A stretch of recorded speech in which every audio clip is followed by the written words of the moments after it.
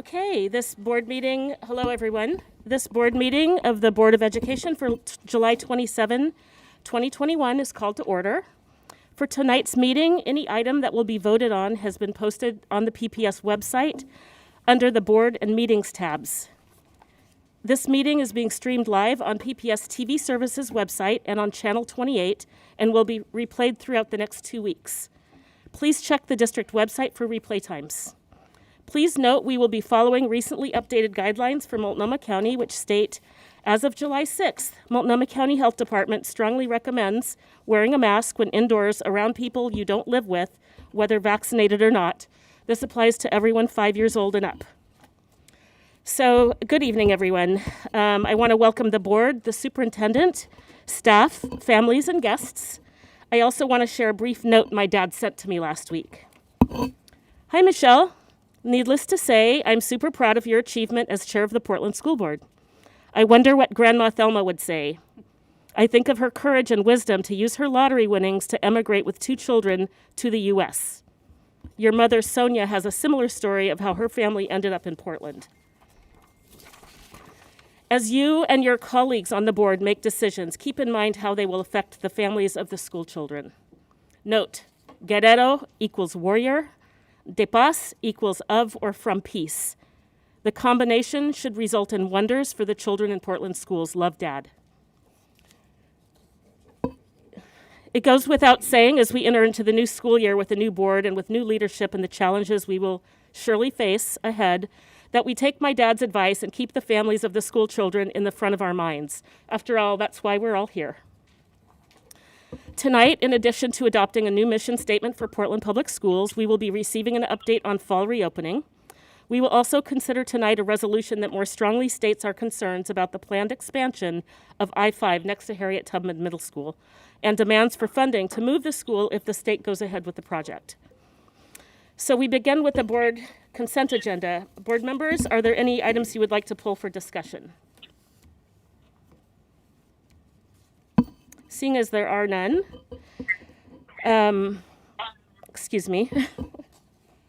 Ms. Bradshaw, are there any changes to the consent agenda? No.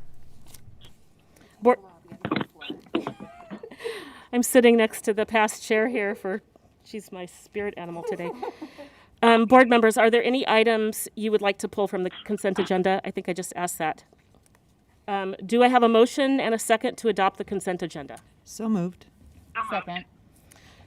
Director Brum-Edwards moves. Director Lowry seconds the adoption of the consent agenda. Is there any board discussion on the consent agenda?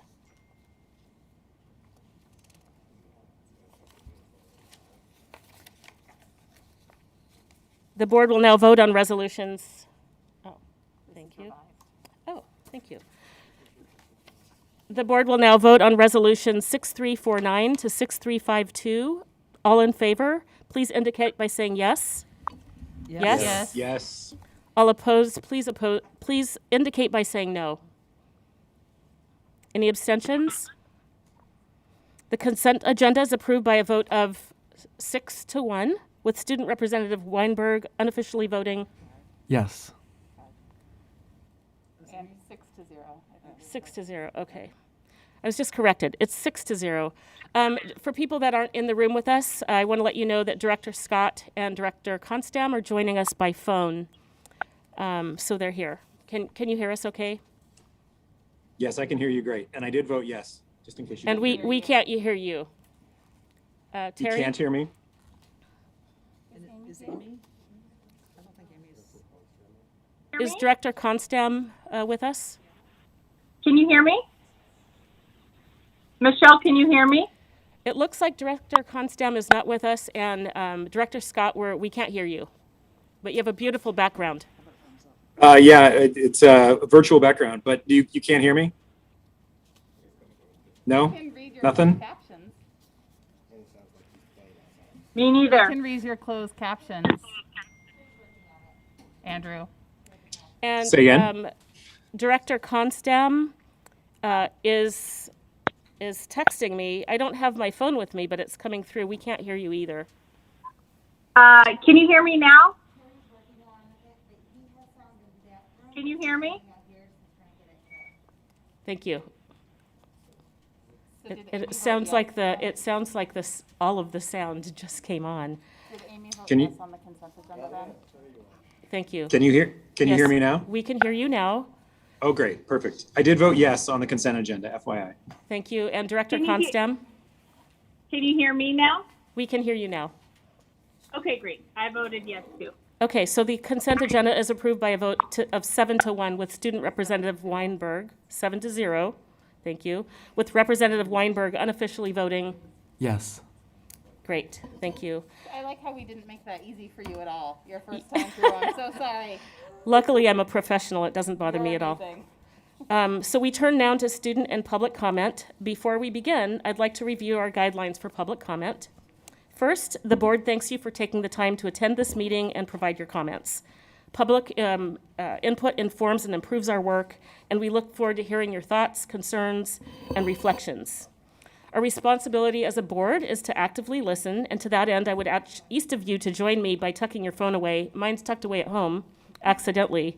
But if you would just really do your active listening, we all know how to do that, so we can give our full attention to the people in front of us. Our board office may follow up on board-related issues related during public testimony. We request that any complaints about individual employees be directed to the superintendent's office as a personnel matter. And if you have additional materials or items you would like to provide to the board or superintendent, we ask that you email them to publiccomment, all one word, at pps.net. publiccomment@pps.net. And please make sure when you begin your comment that you clearly state your name and spell your last name. You have 3 minutes to speak, and you'll hear a sound after 3 minutes, which means it's time to conclude your comments. And I will hurry you along if you go over that time. Ms. Bradshaw, do we have anyone signed up for student or public comment? Yes, we have Margot Logan. Margot Logan?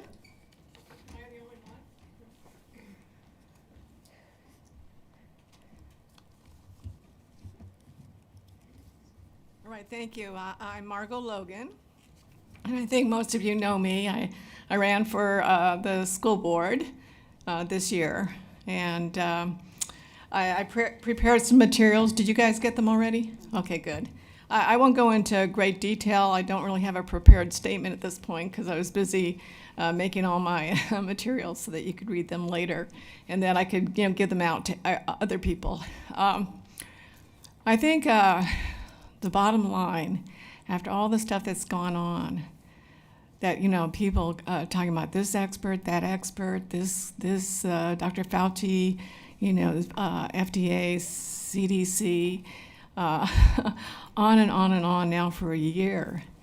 And China told us from day one, it's on their mask boxes, that masks are not for viruses. And so it just kind of befuddles me how that keeps going. And part of it is the Portland media.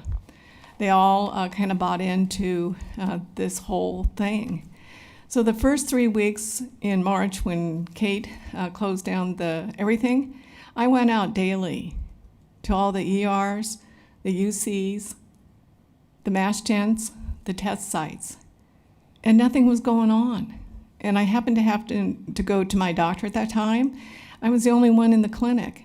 And so I asked the person checking me in, I go, well, you got that test site over there at Providence. And she goes, yeah, we can do 600 a day. I said, well, I've been going by, documenting. There's nobody there. And she went, that's because we're getting too many negative test results. So, I've documented for a year. The Oregon Convention Center had 3 electronic signs saying it was a COVID testing facility. I could never find it. I drove around and around. And then finally I put it on Twitter with my photographs. And then all of a sudden the Portland media had a news article that only OHSU employees go there. And I'm like, well, why would they have their employees drive down the hill to get a test? So then the first day of the vaccinations, they permanently closed that test site. So everywhere, it's like, where are they getting these numbers? And so I just kind of throw that out. And as the school board, I mean, you can read. You can read that the mask boxes say they're not for viruses. That it's child abuse to mask up children. You know, we've had so many things. It doesn't get into our Portland media news. You know, it's just all controlled. I talked to a KOIN news person one night, and they said they can't put anything on the news that isn't approved by national. So there's a huge thing going on, and we've got to protect our kids. They're traumatized. I hear more kids are being put on medication. You know, it just goes on and on. So please, please get the masks off the kids. Oh, that was good. That was good timing. Thank you. Thank you. That concludes who we have signed up. I'm sorry. That concludes who we have signed up for public comment. We do have, oh, thank you, thank you. So thank you for your comments. We appreciate you being here, and we have no other public comment. We have a student representatives report. Student Representative Weinberg, would you please provide your report? Yeah, sure. So it's going to be pretty short today. First, just kind of, as I've been thinking about what I want to do in the next year, I know when I came on to the board at our swearing-in ceremony, I promised that I would be focusing on mental health. So the big buckets of work that I've kind of outlined at this point are policies. So that's both student and administration policies that kind of support the education of mental health or provide supports for students with mental health issues. Also practices as the second one. So what are mental health professionals doing in schools to help students? And then kind of the third is funding. So looking at our budget, once budget season starts, around how we fund student support services in PPS. And kind of a fourth kind of off to the side thing that might be something is also curriculum based for our students K-12, how we teach mental health, how we teach coping strategies in PPS. And the second thing, besides the mental health that I've been planning, is kind of a shout out to all students and I guess partially administrators in schools that a lot of district student council positions are going to be elected in the fall. So if you are interested in being more active in the district, knowing more about the district, giving your opinion to these wonderful directors, I really encourage you to run for your district student council position at your school. Thank you. Go ahead. I was just going to say, Jackson, if some students were interested in running, is there a central place where they can go to find out more information that you want to share? Sure. You can email me at jweinberg, so that's JWEINBERG at pps.net. I look forward to what you're going to bring this year, and would love to partner with you if you need a board representative in the room every now and then, and would be willing to be a thought partner with you. Even though there's quite an age gap, but I might be able to be helpful. Thank you. Okay, Superintendent Guerrero, would you like to provide your report at this time? Thank you, Chair DePass. Yes, I would love to. Good evening, directors, and buenas tardes to those staff joining us here this evening, for those in our audience live in person, and to everyone live streaming from home. I guess this makes my first regular SUPS report of, I guess, what we call the new school year season. So I want to start with some exciting news. It's always good to kick off with celebrations. If I could go to the next slide. I'm really pleased and proud to share that Mr. Gregory Garcia Jr. of Franklin High School has been named the 2021 History Teacher of the Year for the state of Oregon. This award, yes. This award is presented annually by the Gilder Lehrman Institute of American History, the nation's leading organization dedicated to K-12 American history education. In 2021, parents, students, teachers, and administrators nationwide nominated a record 8,510 teachers for the History Teacher of the Year Award.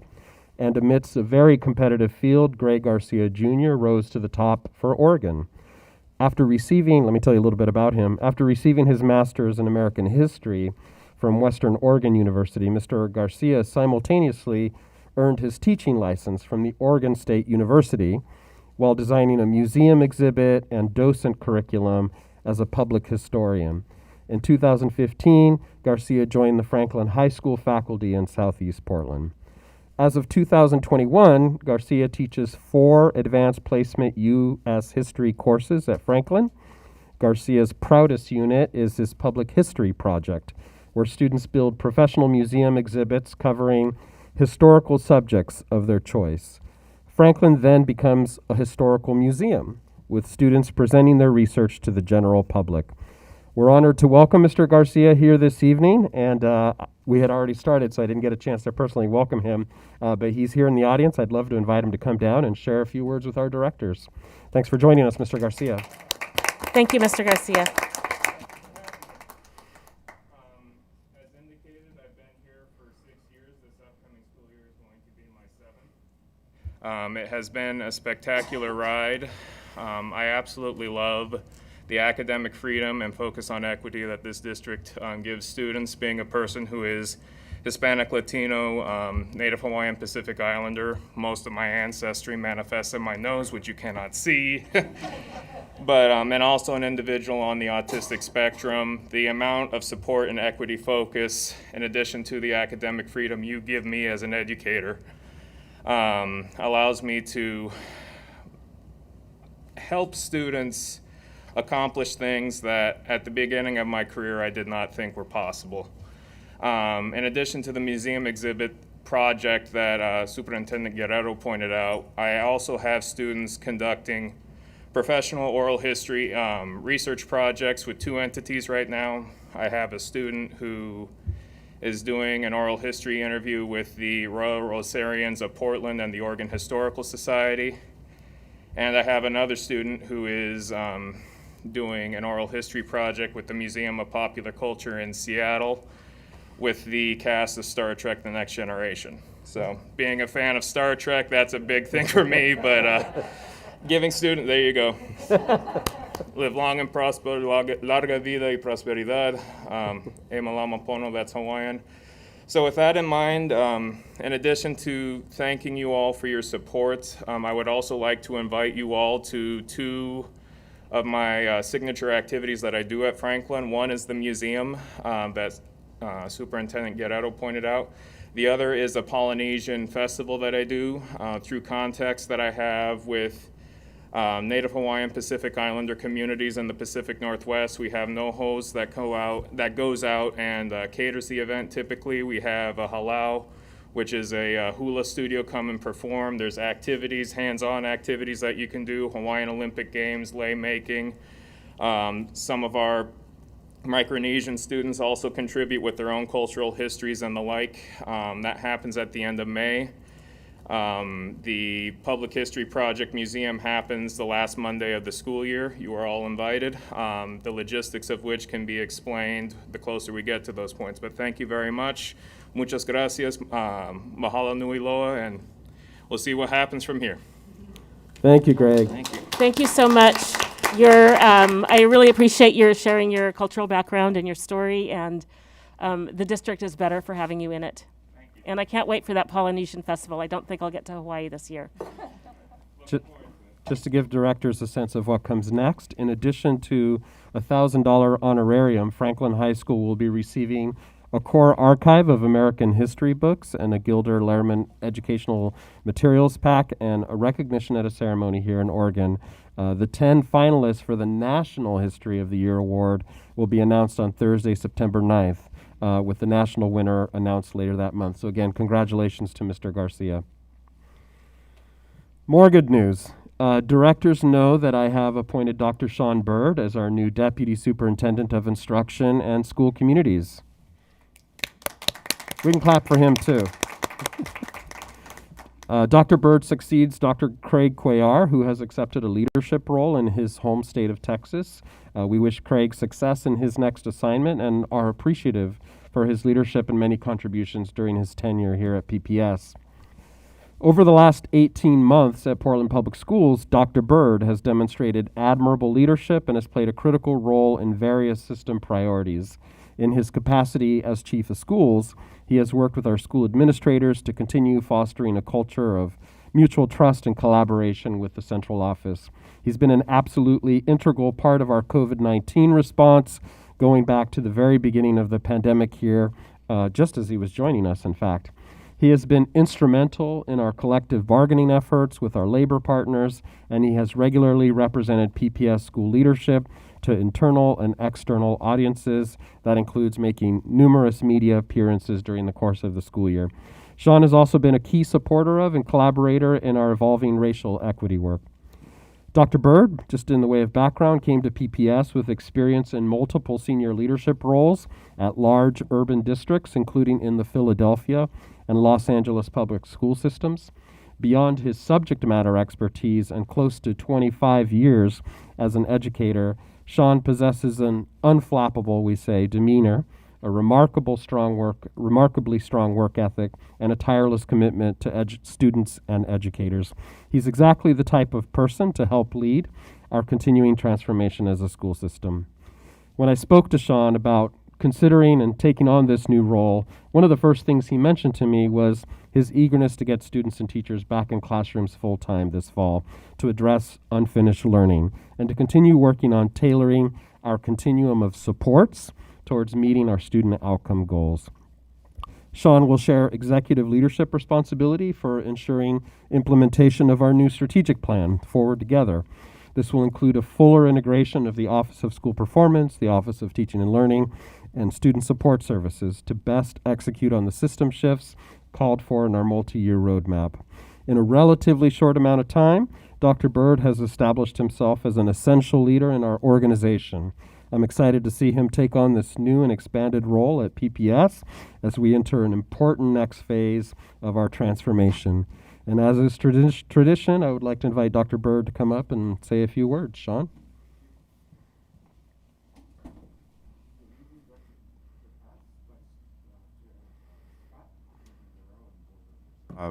Thank you very much for the opportunity, Superintendent Guerrero, for allowing me to serve as Deputy Superintendent. I'm looking so forward to seeing kids back in school full-time this year, 5 days a week.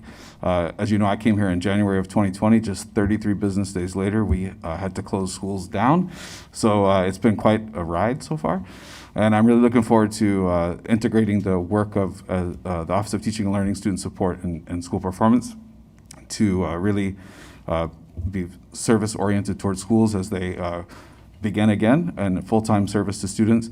And I most look forward to executing the mission statement that you're going to vote on tonight and the strategic plan that accompanies that. So thank you again for your confidence in me. I look forward to continuing to serve the children of Portland. Thank you. Please join me in congratulating our new Thank you Deputy and Superintendent. congratulations.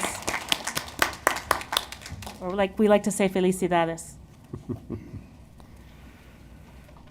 Well, continuing with good news to share, on the other side of the globe, where the greatest athletes in the world are gathered for the Olympic Games in Tokyo, we impatiently wait for track and field events to begin because our own Micah Williams, a 2020 Benson Tech graduate and current Oregon Duck star, easily qualified for Team USA and is now in Tokyo preparing and waiting for their call to run in the men's 4x100 relay race. So we just want to put a shout out there for Micah. Those races are next week, and we will, of course, be tuning in.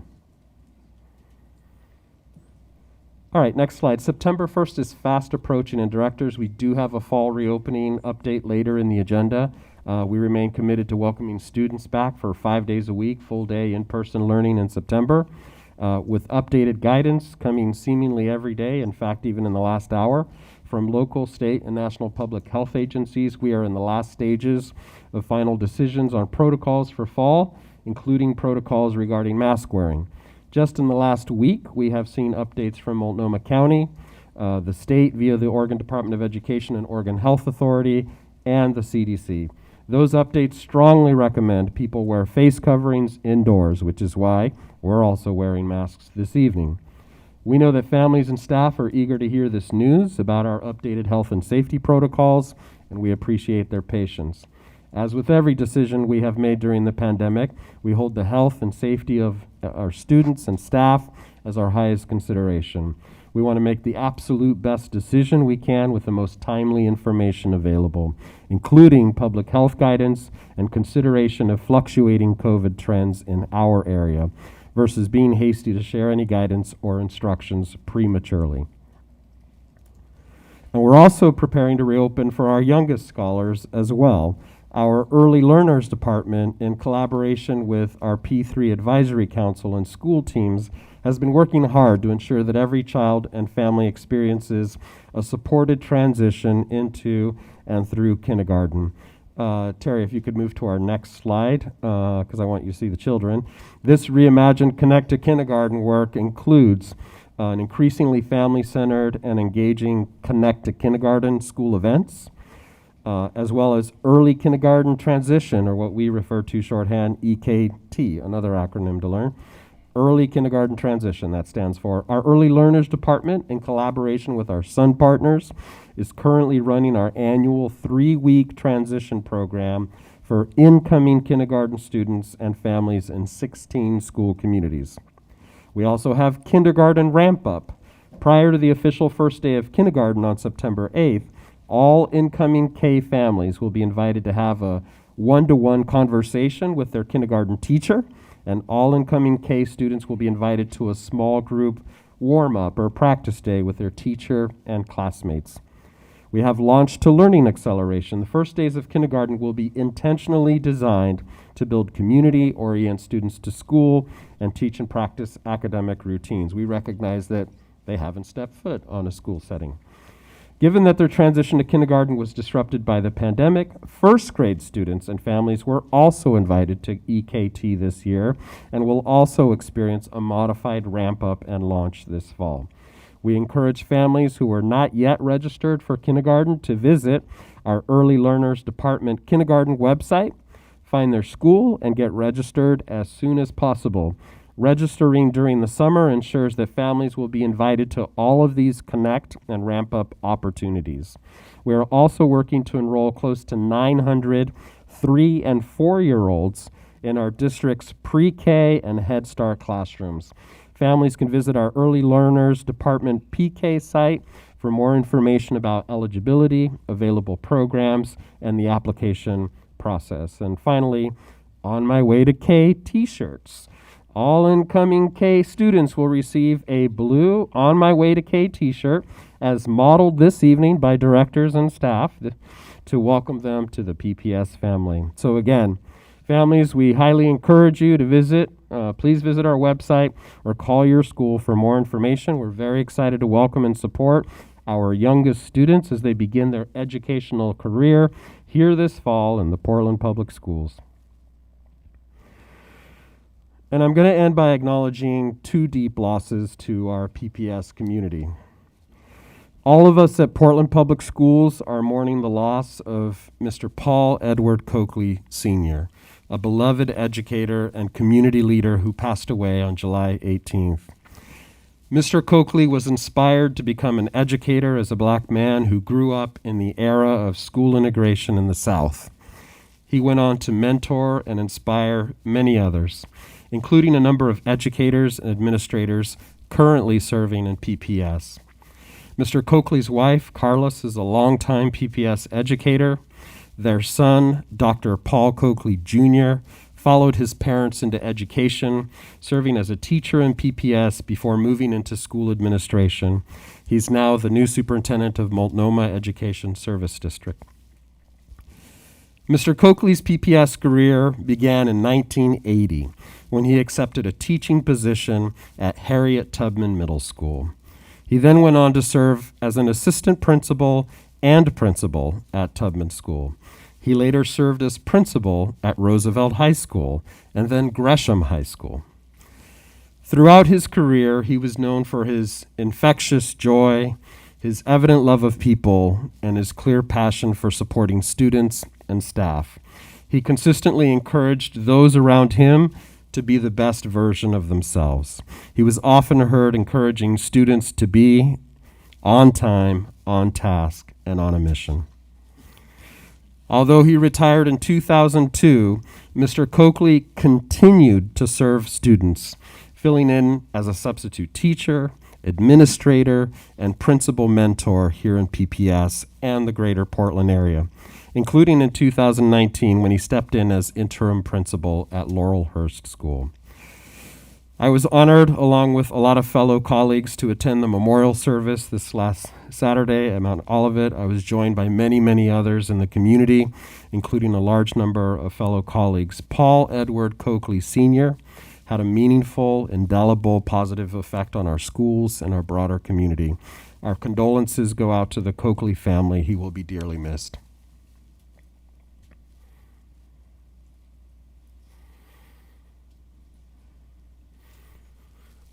And finally, in our community, including the school communities of Grant and McDaniel High Schools, they are devastated by the unfathomable loss of Michaela Harris, who was a victim of yet another act of gun violence in our city. Just last month, Michaela walked across the graduation stage. There at Providence Park, she received her high school diploma. Michaela was so full of promise. She was known for her big smile and was planning to become a healthcare professional. Her loss is an utter tragedy. Ongoing gun violence is why we focus so much of our summer programming on violence prevention. We're trying to do our part, but we have to do more, all of us. As a school system, as a community, as a city, we have to do whatever we can to stem the unprecedented levels of gun violence in Portland. It is heartbreakingly too late for Michaela. Every one of her peers, every one of our young people are counting on us now. Our thoughts are with Michaela's family, friends, and loved ones. And that concludes my remarks. Thank you, Superintendent. Chair DePass, Yes. I have a quick question of the superintendent. Thank you for your report, and in particular, those two remembrances. Question for you: with the EKT activities that we've had, what is our understanding of what our kindergarten enrollment looks like next year, both in terms of numbers and in terms of where are they landing? Like last year's kindergartners, are they going back to kindergarten? Are they moving on to first grade? Do you have any street level intelligence on that? It's a fair question, Director Constam. As directors know, most of our enrollment drop, which was several hundred students, was mainly experienced in the kindergarten level. Many of our families chose to leave their children at home, and that fits a trend we see across a lot of school systems. So the fair question is, are there indications that they'll be coming back? And if so, are they re-enrolling in kindergarten or first grade? We have our new deputy here, Dr. Bird. Maybe you can shed some light on that. So kindergarten looks pretty good. It looks like we're meeting projections for kindergarten. And the students that, most students are moving on to their age appropriate grades. So if they were in kindergarten last year, even if they didn't attend our schools, many parents put them in programs, so they're going to be enrolling as first graders. We have been working with our school principals have been working with their communities for any questions that parents have had, but we've had very few requests for retention, and those have been handled based upon some data that we've collected for students, but we look pretty much on target. The seats that we're trying to fill are really the pre-K seats. There's, as Superintendent mentioned, several hundred seats available to fill for that, but kindergarten looks on track. And Dr. Bird, is that 900 pre-K seats that Superintendent mentioned, is that more than we typically have? And if so, how many more? That I'll have to follow up and get more information about that. I think it's really just about making the community aware that those, I think in talking with the early childhood department, it's about doing some more outreach of to make community aware that those seats are available. I think that's more the issue. I think the number of seats is probably about the same, but I'll double check to make sure. Thank you. Staff will be sure to let directors know what the trend looks like after the 10-day count, year over year for kindergarten as well as pre-K. As you know, this is a real priority for us, early education, so we're beginning to ramp up expansion of those seats to more of our families. Thank you. Are there any other I'm Are there sorry. any other questions? I'm new. Yeah, I'm new. Forgive me. what is the on-track number? So when you say we're on track, like, are we talking 2,000 students? Are we talking, what is on track? I'm new, Yeah, and I like numbers.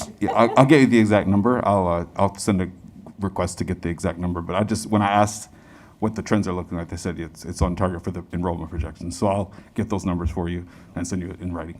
Thank you. Appreciate you. Sure. Are there any other questions?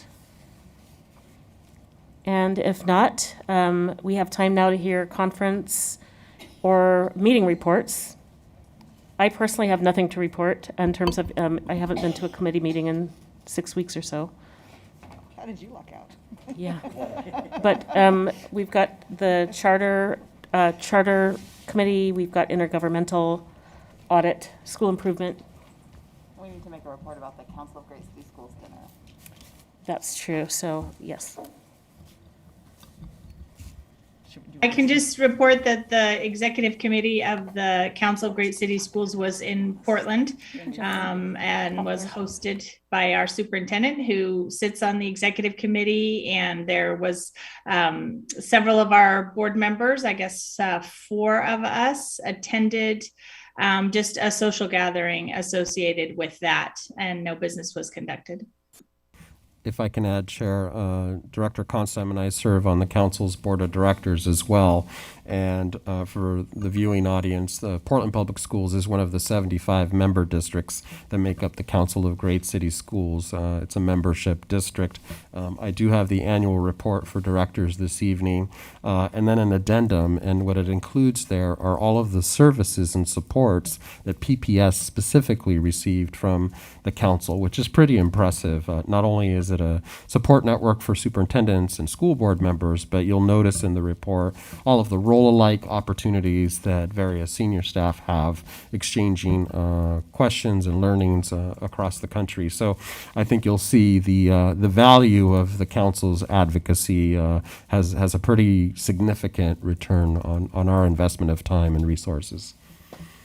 Thank you for that. And I know that we've been members of the Council for Great City Schools for 51 years, and it's a valuable asset for us.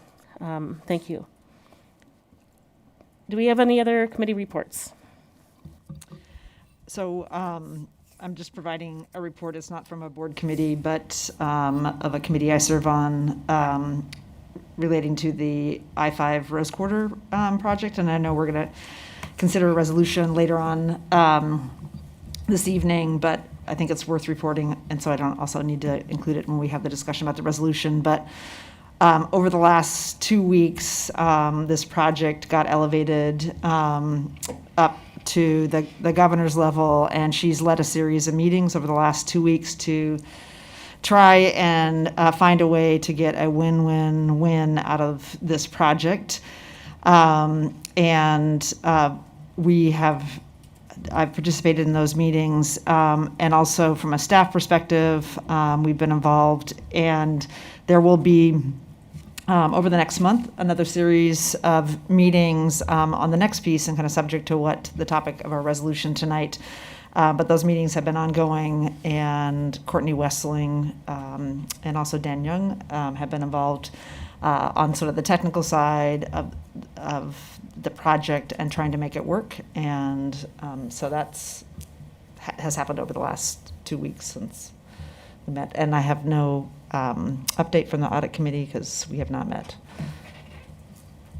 Oh, actually, this is not from the committee meeting, but just for the rest of the board, I want to thank Chair DePass for leading the annual evaluation process of the independent auditor. So that's something for our new board members that we do every year. In addition to the superintendents, is the board is responsible for the evaluation of the independent auditor. And I want to thank Chair DePass for leading the process again this year. And it will come as an informational item, be sent to everybody so that you have the ability to see how our Office of the Independent Auditor did this year, and our auditor did as well.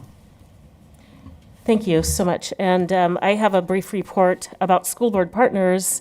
I believe some of you know I took a 4-day retreat to San Diego for school board partners, where I met with school board members around the country representing LA Unified, San Francisco, Houston, Chicago, Minneapolis, New Orleans, Atlanta,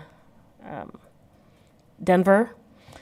We met with cohort 3, which I'm a member of, and some members of cohort 2, to do a mix of content-rich sessions and mixed with self-care. When I say self-care, I meant, we started the morning off with movement and setting intentions in a very very intentional way. Our sessions were on building anti-racist policy, budget conversations about how to build out a budget.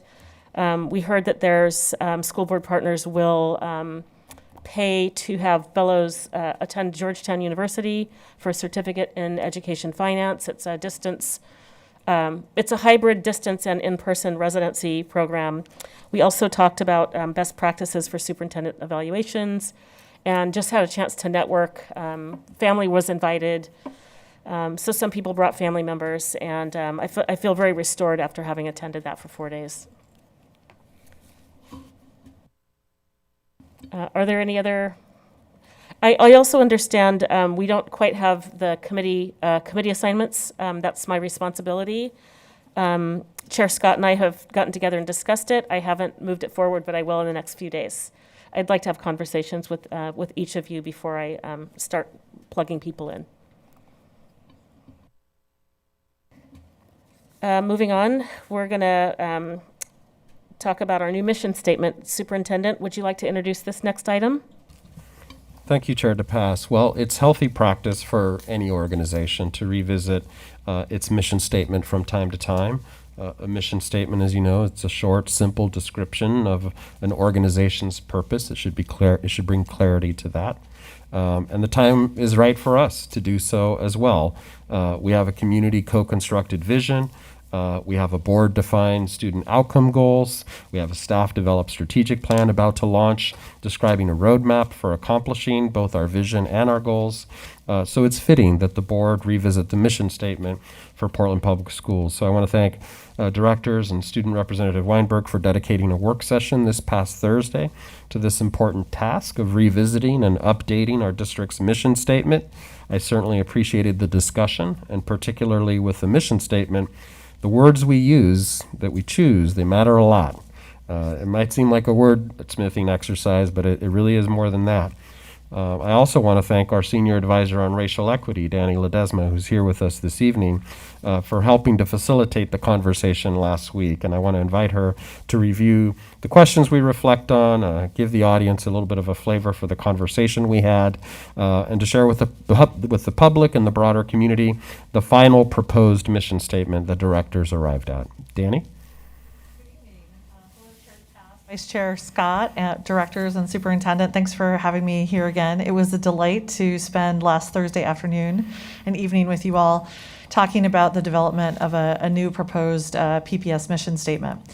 Tonight I'm going to try to, in the spirit of the Olympics, I'm going to try to channel Bob Costas and give you a really robust replay. But if I fail in my channeling, you'll let me know. So as the superintendent stated, on last Thursday, we all took the opportunity to, given the work that the district's been underway, at the district regarding our community constructed vision, we wanted to take the opportunity to see how we could have a mission statement that aligned to our vision and our vision statement. So the first thing that we did is we talked about what exactly is a mission statement. And on the next slide, we talked a little bit about that. So when we talked about what is a mission statement, we differentiated between a vision statement. We've talked a lot about our PPS Reimagined vision, and that really serves as our North Star. And the statement in our vision statement is really about what is that we aspire to? What is the sort of future-oriented work that we're going to be doing to get to the goals and the aspirations that we have? A mission statement, unlike our vision statement, is really what is the action that we're taking now? How do we make sure that our mission statement is something that is compelling, that is inspirational, and describes not only our values and the approach to the work, but what we hope to accomplish right now? So we spent a lot of time talking about what is a mission statement. And in the next slide, we reflected a little bit about the current mission statement, which is every student by name prepared for college, career, and participation as an active community member, regardless of race, income, or zip code. So we took some time to reflect on that current mission statement. And while we certainly really appreciate and like that mission statement, we were searching for how we can continue to be even more aligned and to think about 3 elements of our proposed mission statement. We thought about our cause, every PPS student. We thought about impact, what we hope to achieve, and we thought about how do we really describe the actions? How do we make sure that we're really focused on the core work of the district, the approach in which we take in doing that co-work, and of course, my interest in making sure that we're doing it in a way that's disrupting the pernicious education equities that our system has. So if we go to the next slide, after a lot of time and discussion, we proposed the following, that we provide rigorous, high-quality academic learning experiences that are inclusive and joyful. We disrupt racial inequities to create vibrant environments for every student to demonstrate excellence. So in this proposed new mission statement, as we were working through to get to this proposal, some people call it wordsmithing. I called it creative synchronicity. We spent a lot of time reflecting on a couple of questions. We wanted to make sure that not only that the statement reflected our values, something that we could be proud of, something that would inspire us, but we also spent a lot of time talking about the perspectives that we all carry with us, the families that may not have been served, the families that may not have been served, and how we wanted to make sure that this mission statement was not only a statement of what we do, but also a statement that sets us apart in our aspirations and in our commitment and our work. So if we go to the next slide, we now are proposing a vision statement, and we have a vision statement that says a graduate of PPS will be a compassionate, critical thinker who's able to collaborate and solve problems and be prepared to lead a more socially just world. And that is certainly where we want to be. And in thinking about how we get there, we have a mission statement that says, in 2 concise and direct sentences that are easily memorizable as you think about a ride in an elevator, maybe our own elevator here, that we provide rigorous, high-quality academic learning experiences that are inclusive and joyful. We disrupt racial inequities to create vibrant environments for every student to demonstrate excellence. And at the end of our session, which was on time and on a Thursday night, I think we had a significant amount of consensus and reflection that said that we'd like to move forward and to share this with our community and to hopefully adopt it tonight. Thank you so much. I really appreciated your role, as I mentioned on Thursday, in facilitating the conversation. I appreciated Jonathan putting all those pretty colors on the action statements and the impact statement. And I appreciate the robust discussion and what everybody that was in that session brought, because all we have is our own perspective. And it's the beauty of having a diverse board is, hearing from Director Brum-Edwards, how that mission statement didn't exactly serve her family, and so on and so forth. And so I'm going to ask now if anybody has any questions or further discussion about the mission. Are we ready to take a vote? Is there public comment on the mission statement? Yes. We have Margot Logan. Okay, Ms. Logan? It's not my script. Oh, it's the order. Yes. And then public comment and then discussion. Thank you. Most of the time people. Well, thank you again. I'm Margot Logan.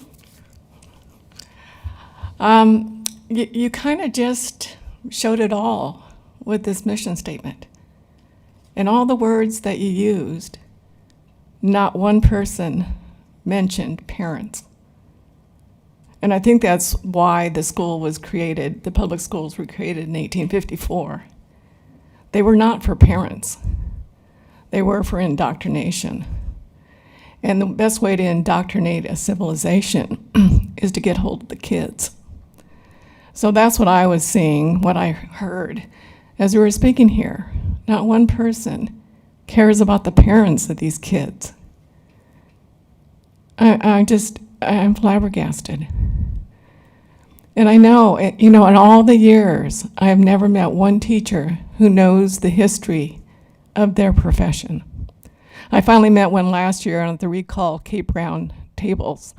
She was 92 years old, and she knew the history of her profession. And it was 1854, and it was a Democratic Congress, and they were worried about black people getting their freedom. And they also didn't like the Irish, who were also slaves. And so they brought in the German Prussian school system.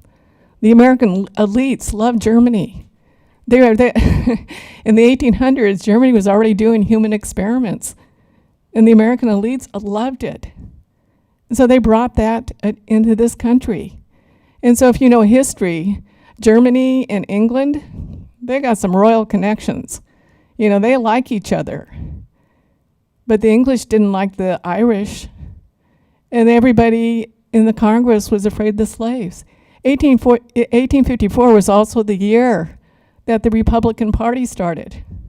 And it was started to end slavery and to first stop the expansion of slavery across the West. And I didn't know this. I was a longtime Democrat. I studied history. I didn't know this. I knew some things didn't make sense. And we have Planned Parenthood. It's black genocide. There's no question. What I'm happy to see is that there are 3 black people on the school board. I think 1 black person can be token, but if you have 3 black people, this could be a game changer. We have a Christian pastor on this school board. I am so happy about that. I just can't tell you. So, I come now kind of forward into thinking that maybe something can change now with this particular public school board.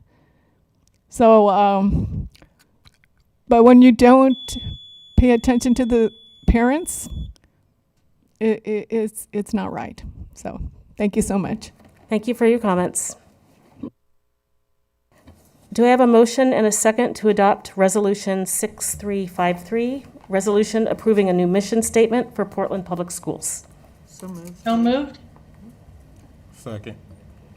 We have 2 people moving, Director Constam and Director Brim Edwards, and Director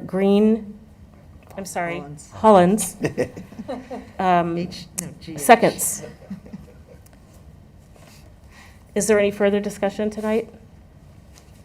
So the board will now vote on resolution. I just want to say something. I so appreciated the discussion we had on Thursday night, and I loved the way, through the time that different things came up as a group, and I thought it was really fascinating, especially when at one point we had Black and Native students named in the mission statement, and then that we talked about how that felt tokenizing or paternalistic, and I think that really is the mark of our diversity as a board, and that conversation on Thursday just filled me with such hope, because we are very different and we use language differently, and we were able to have this wonderful, deep, robust conversation and really talk about who is PPS, what matters, and how are we going to lead. And so I just want to thank you all for that incredible evening. It was my birthday. It was a great way to spend my birthday, and I appreciate especially on the staff, Ms. Ledesma and Chief Garcia, for their leadership and work with that. It was a very hope-filled, wonderful conversation to get us to this place, and I'm excited about the next 2 years on the board and what this board is going to do for our students at PPS in partnership with our superintendent and our staff. Chair, if I may also, I mentioned earlier, I also appreciated the conversation, and that includes the input that Student Representative Weinberg also made to the conversation.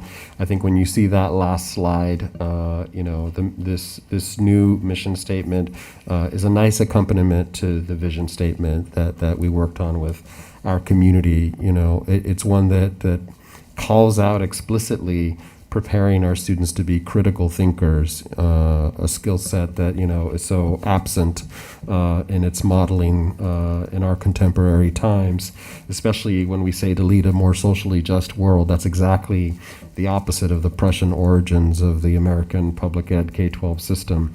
And so this mission statement, what I appreciate about in the second statement, especially aside from being inclusive of all of the diverse learners that we have a responsibility for serving, it talks about those vibrant environments. And that means ensuring we have, the way I interpret it, all of the equitable supports that they need to experience success. So I think you don't find a lot of mission statements like this. So I just want to say it makes it a little easier when a Board of Education provides the kind of air cover through a mission statement and a vision statement and a mission statement that are this explicit. I don't think there's a lot of school systems often take the courage to codify it in the same way. So thank you. Chair DePass, can I just add my voice? Please. Thanks. I want to make sure you could all hear me. I really appreciate the comments so far and overall this mission statement. And what I'm really proud of is that, you know, we include very explicitly in the mission statement that part of our mission is to disrupt racial inequities, to create those vibrant environments the superintendent was just talking about, so every student, you know, can demonstrate excellence. And, you know, there's a lot going on nationally right now. And, you know, honestly, I think we should be really frank about it. It's a pushback on this attempt at bringing racial equity into the conversation. And what we're seeing is that blowback, is that pushback. And I think I'm really proud of this district for being willing to step into that space. And we are going to continue that focus on racial equity, and we're going to continue that focus, you know, on serving all of our students and doing it, you know, through a racial equity and social justice lens. So I'm really glad we're there. I think it's really important that we're adding our voices to that conversation. And then I just can't let it go. There were some really inaccurate things said just about public education and the purpose. And I just think it's really important to note that the purpose of public education is not to indoctrinate students. It's not to bring propaganda to students.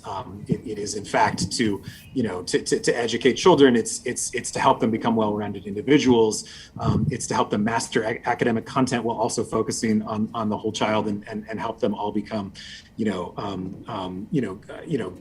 good citizens, good residents of this country. And I just think it's really important the benefit that has come from public education, that in the face of some of those attacks, we need to continue to be willing to stand up for public education as well. Thank you. I appreciate your comments. Do we have any further comments?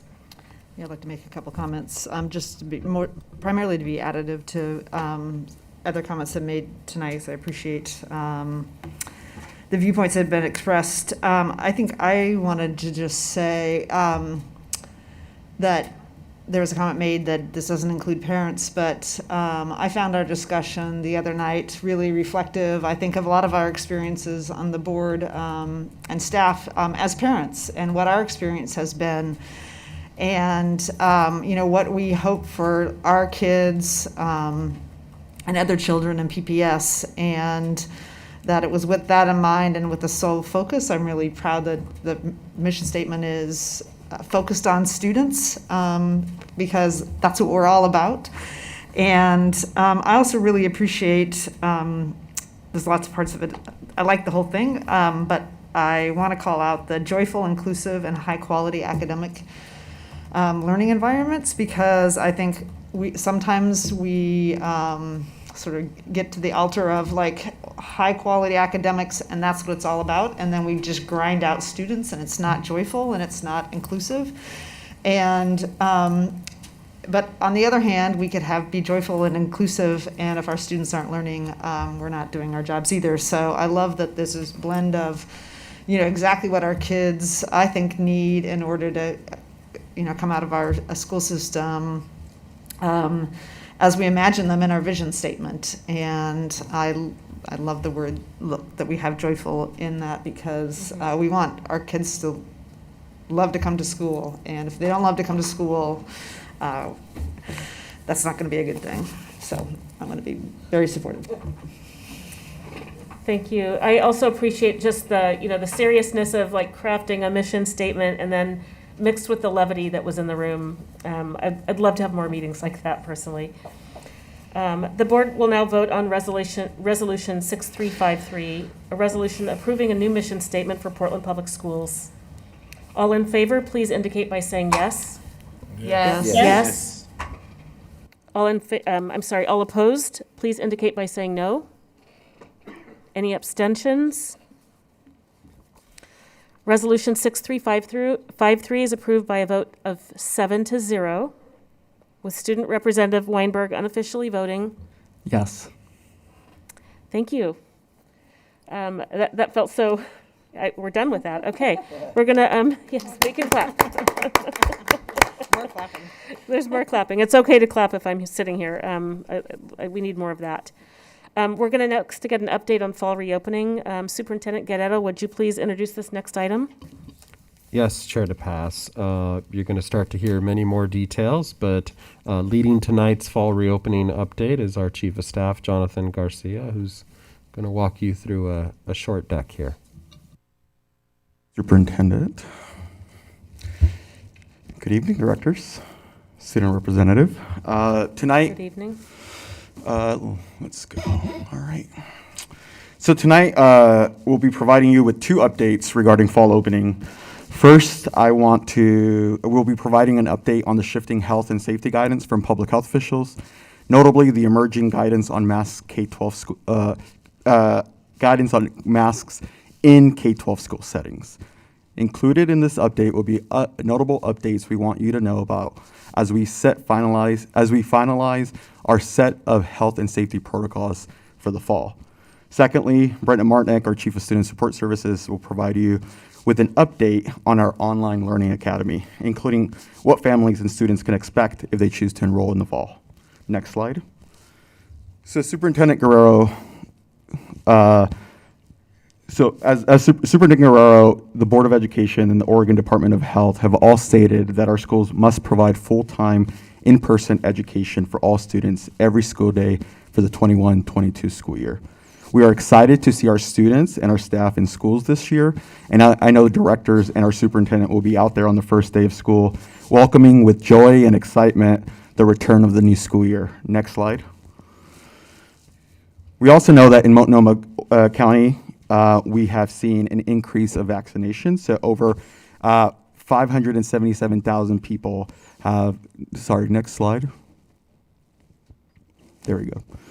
So, no, slide before, sorry.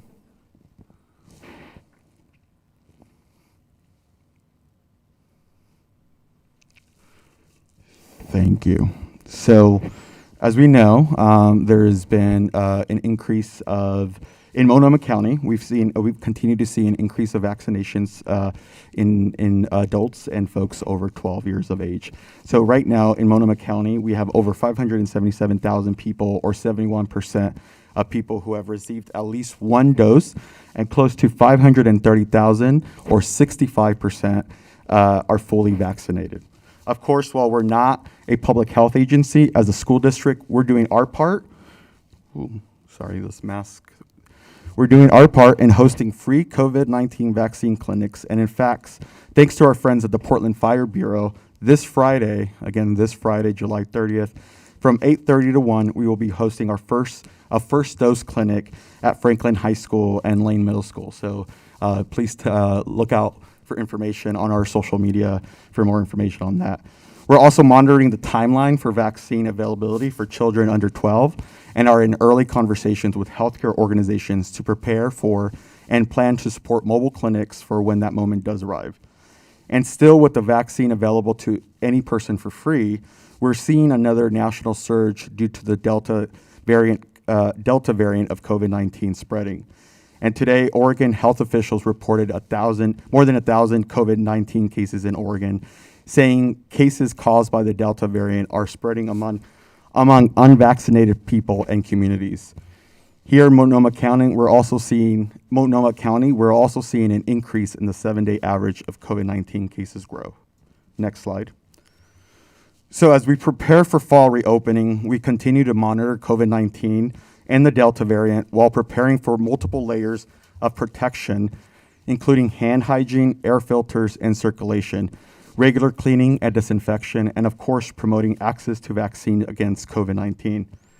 Many of you will remember the Swiss cheese model of pandemic defense, which essentially recognizes that no single intervention is perfect at preventing the spread of coronavirus. But if you bring many of them together, it helps with supporting the prevention of spread of coronavirus. Consistent with our practice of following public health guidance through the COVID-19 pandemic, and in consultation with public health experts, we continue to plan for layered health and safety measures that will help us maximize our shared commitment to full in-person learning at PPS. Next slide. In just 1 month, public health guidance on masks for schools has shifted significantly. And in fact, while we are close to full alignment on guidance on masks for K-12 schools, local, state, and national health officials are quite not there, and that has been the challenge for superintendents, for school district leaders, and for school boards. Instead of providing firm or consistent guidance, we as educators have struggled to glean consistency from public health, making decisions sometimes politicized and challenging. And in fact, in just the last 24 hours, Multnomah County announced their countywide guidance update while continuing to recommend, like the American Academy of Pediatricians did on July 18th, face coverings for all staff and students to wear masks while indoors in schools. Next slide. And earlier this morning, the CDC updated the guidance, shifting to a more restrictive guidance, and one that aligns to our local Multnomah Public Health Agency recommendation. And just right before the board meeting, the Oregon Health Authority announced an update to their mask guidance, recommending masks indoors for all individuals. I've connected with state leaders who plan on updating the RSSL resiliency framework so that it too aligns with CDC, Multnomah County Health, and the American Academy of Pediatricians. Next slide. So as you can see, we are seeing stronger alignment from public health experts and officials that everyone in K-12 schools wear masks, regardless of their vaccination status while indoors. And as I mentioned, leaders at the Oregon Department of Education have shared with me just right before this meeting that the governor, ODE, and OHA will be updating the resiliency framework.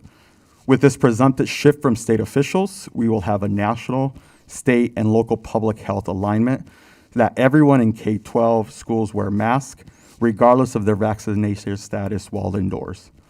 As the superintendent shared in his report, we do not have a firm position on mask wearing yet, but with the consistent guidance from public health experts we're seeing in the last few days, we are confident that PPS will continue to set up layered health and safety measures so that we can maximize our shared commitment to full in-person learning at PPS. Next slide.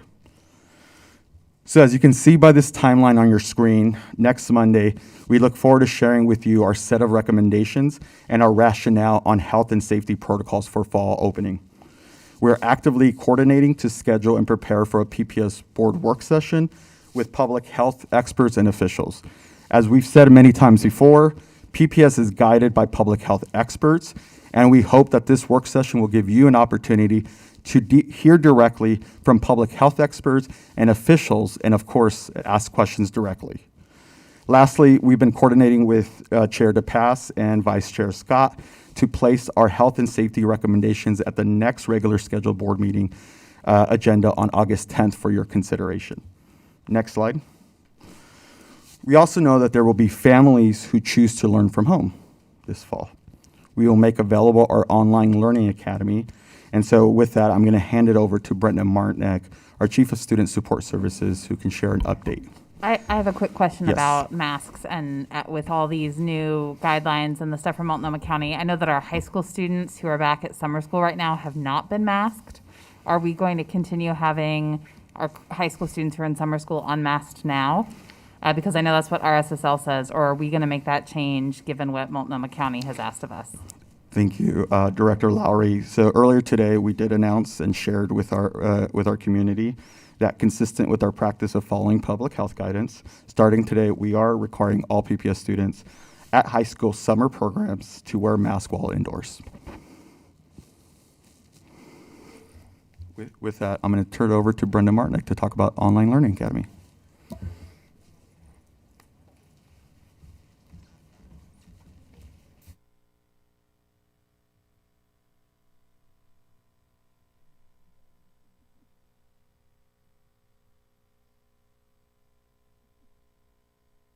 Good evening. Thank you, Chief Garcia. Good evening, Superintendent, Chair DePass, Vice Chair Scott, Board of Directors, Student Representative Weinberg, our community members who are here with us tonight, and in the crowd, the virtual crowd, students and families. It's actually great to see you in person tonight. I'm pleased to update you on our Online Learning Academy, which we will open in the fall. This is a comprehensive K-12 learning instructional program. Next slide. So students are going to learn independently and collaboratively, and they will be guided by our own PPS licensed teachers and staff. This is different from our comprehensive distance learning that we did last year. So I do want to be clear that it's different, it is comprehensive, and it will be a virtual Online Learning Academy program. So what I wanted to go over a little bit was about the criteria, the lottery, our outreach efforts, and then just our hiring status. So our criteria, what we have said all along is that if a student has health-related issues that would put them at a higher risk of some serious health issues due to COVID, that we really want to make sure that we are offering students an online learning environment in order for students to be able to participate in Portland Public Schools. So we have developed some criteria for our Online Learning Academy, which would be for students with health-related needs. It's also for students who have extenuating medical related issues that could be mitigated due to an online learning environment. The other thing we have done is we have opened it up on Monday. We sent an email to all families letting them know that if they are interested, they can go ahead and apply. We will use this criteria in order to provide spots for our students. The application deadline is July 30th. That is a very soon timeline. It's in 4 days. And so if you are interested, there is the website there, which is ola.pps.net. You can get a lot of great information from there, FAQs, the application process. And if you have any concerns or want to talk to somebody, we do have a variety of ways in which you can reach out to us. So our outreach efforts, I just wanted to update you. We did do an outreach and an interest survey to over 15,000 families who participated in our comprehensive distance learning all year last year. Out of those, we personally called over 1,000 families. We prioritized families based on students who had participated with our culturally specific partners throughout the year, and also were in comprehensive distance learning 100% of the time last year. So we assembled counselors and worked with our community providers to do this outreach effort to ensure that we were really serving our most marginalized students, specifically focusing on our BIPOC students. What we've also done is on the website, we have a number of frequently asked questions.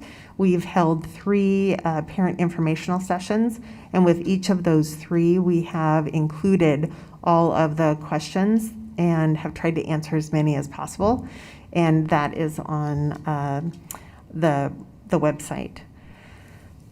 Our hiring status right now, we're really excited that we've hired almost 95% of our staff for OLA, as we love acronyms here. So, so our Online Learning Academy, it's very exciting that we have that, and we are including some wraparound services that I'll talk about in a minute. As I said, our application deadline is July 30th. If we have not filled all of our spaces, we will continue to keep the application open. If we have not, though, we will close the applications on July 30th, and we will start the lottery process. Next slide.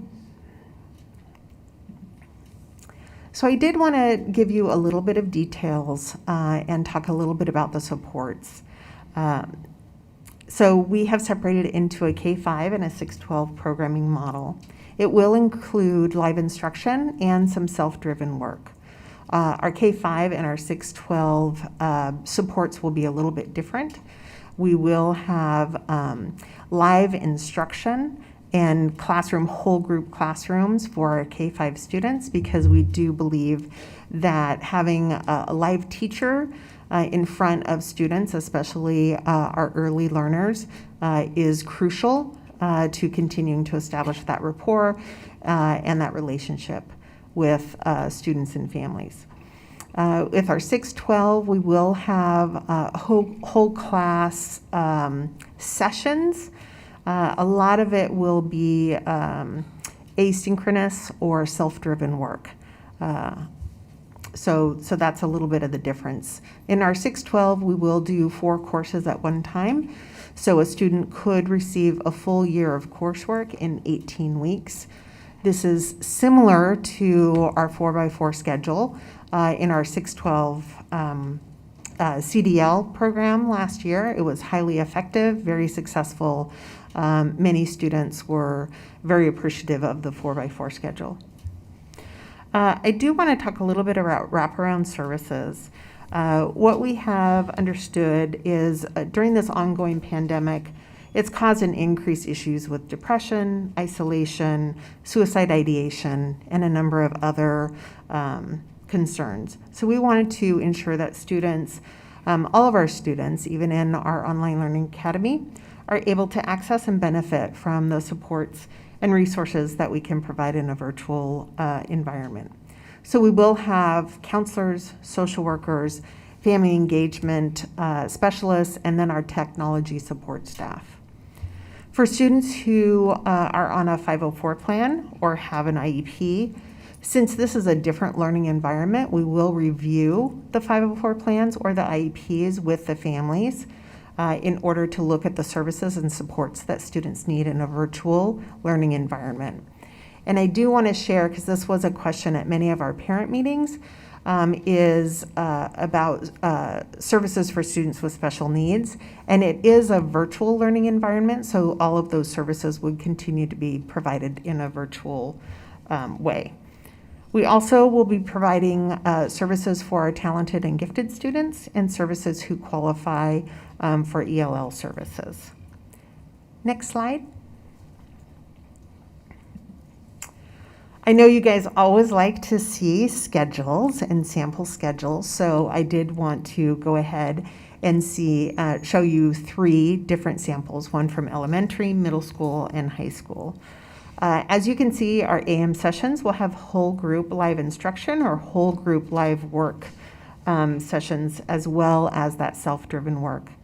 The PM sessions will have some small group work. This is a time for individual tutoring, office hours, asynchronous learning, and then also a time for wraparound services to be provided. Students will still continue to be able to access meals at their neighborhood schools. We wanted to make sure that that was a key component, even if they are continuing to be having services in a virtual environment. So lastly, I just want to thank all of the staff who have dedicated many days and nights over the past few months in order to ensure that PPS is able to offer a virtual learning environment for students with health-related needs that would have prevented them from coming back to school in the fall in person. So I'm going to thank you for your ongoing support of our Online Learning Academy, and you can let me know if you have further questions. Thank you. Everybody has questions. Yes. Do we want to start down the line? Director Green? All right, I have a host of questions. So I'm gonna rattle them out. Yep. I hope somebody else is taking notes, because I don't want to pause in between. You said the online academy is different. And from what it sounds like, I'm wondering how. Because if they're a PPS student already, then why do they have to reapply? Will they no longer be a PPS student? So I'm curious about that. The application deadline, why do they have a deadline if they're already a PPS student? See, I'm having a lot of questions because it sounds like there's going to be a disconnect from you being a PPS student and now you're this online student. So it's almost sounding like you get to choose to be one or the other, but you're not going to be able to be both, is what I'm looking at.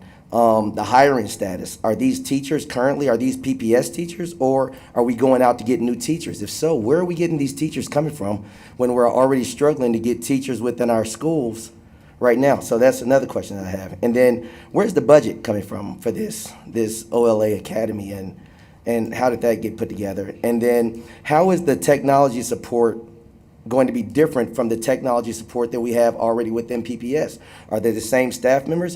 And if they're not, then how do we have new money for technology people when we didn't have money for the technology people that we have right now? And then meals, how are they going to get meals from the school if they couldn't get it before? So do we have transportation money now that we're actually sending money from we can pay somebody to drive meals to these people's homes, or they're expected to come to the schools because we didn't have money to get kids meals before? So how do all of a sudden we got money now to get them? So I stopped typing because I just said, you know what?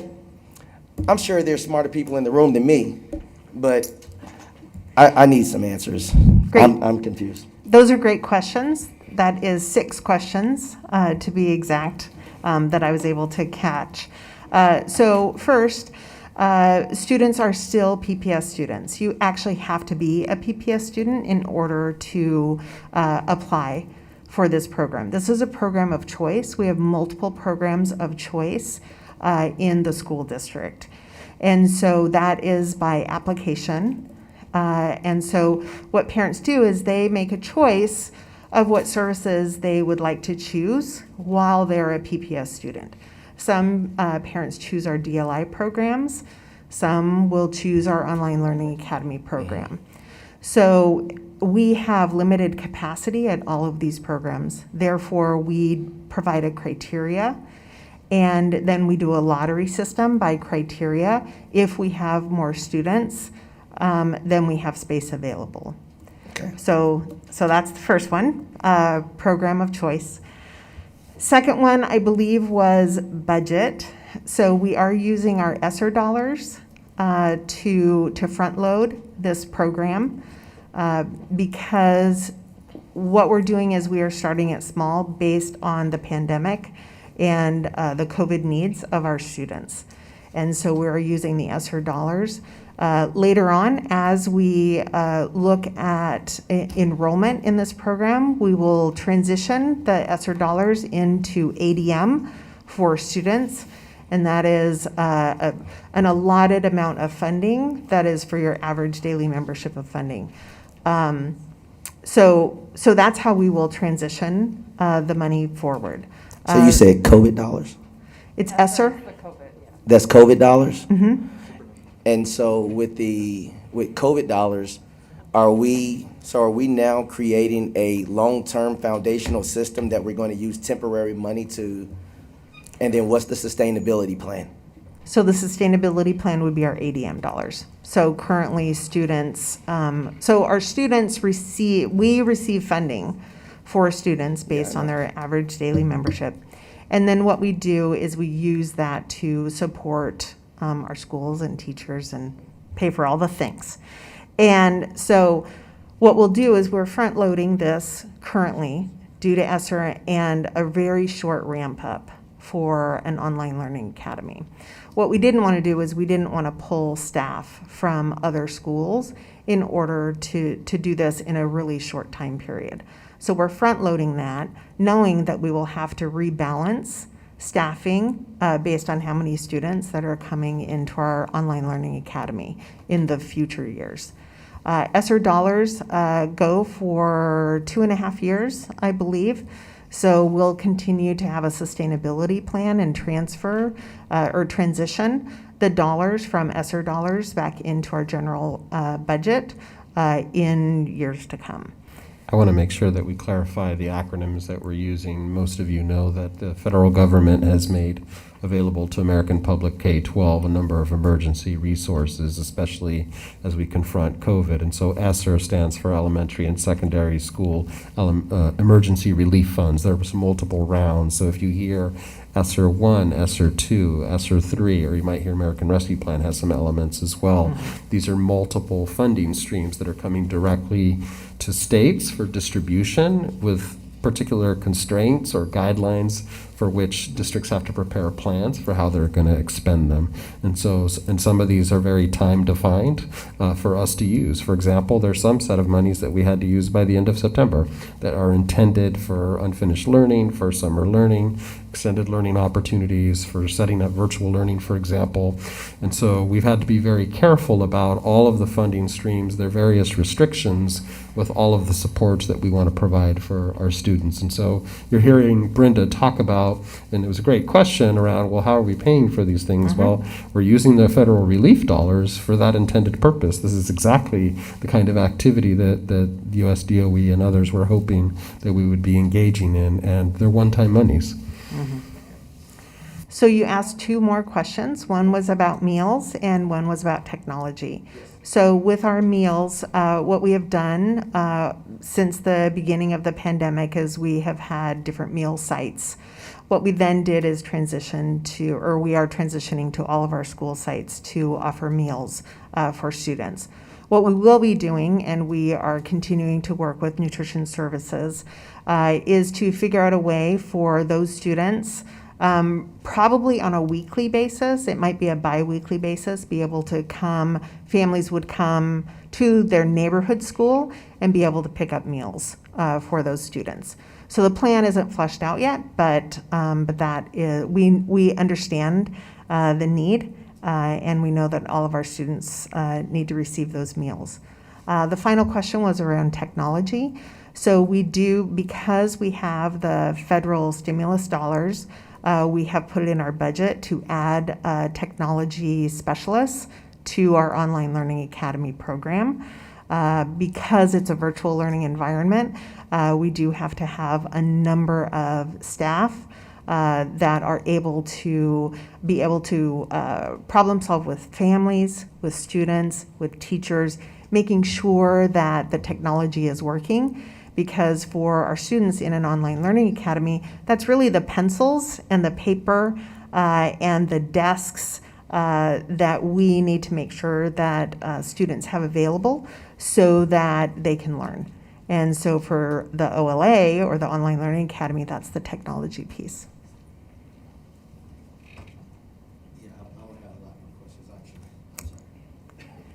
Thank you. You're free to ask them, but are you satisfied for now?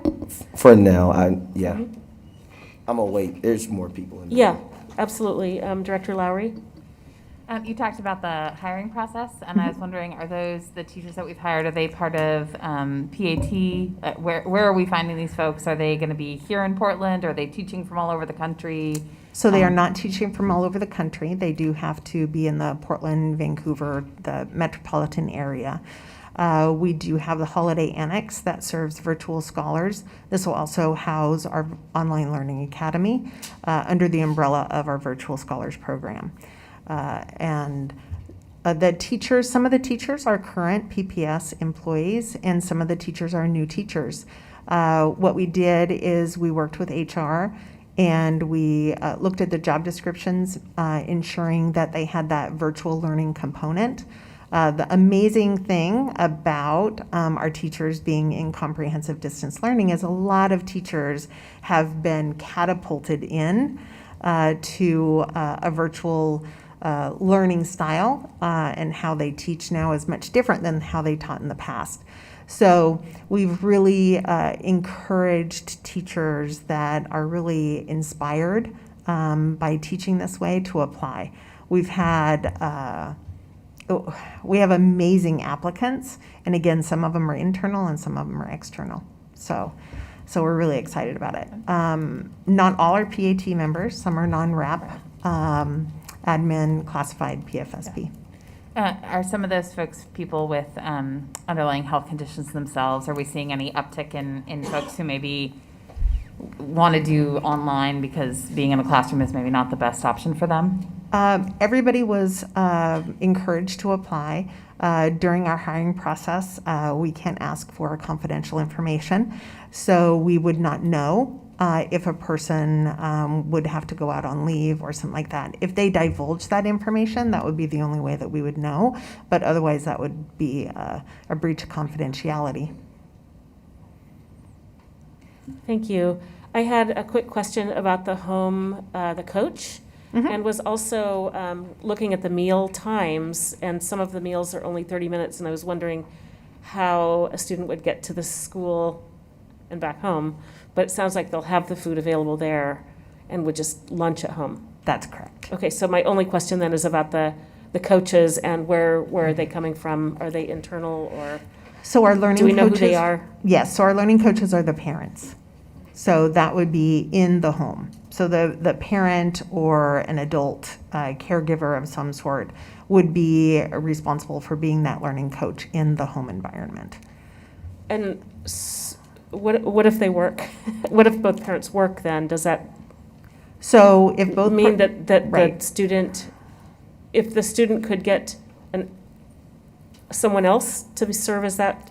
So And, if you and how many hours would that be considered so for someone coming in? Students that are K-5, they can't be left home alone anyway, so they would be with somebody. And so we would walk through whatever that caring adult is that's providing the service or the care for that child during the day. Do we have any concerns about the affordability or having, like, that would be a childcare and an educational? Do we have any concerns about parents that would not be able to pay for that? And what do we do? What are their options? So because it's an online learning academy, it is a virtual learning environment. So there are some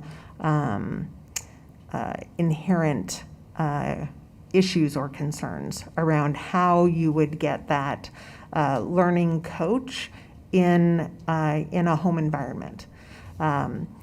So what we have talked about is that's why we have said it's recommended for 6 through 12. We really want somebody to make sure kids are getting up for their classes, either by a text message or making sure somebody calls them, making sure that they have that teacher-student relationship.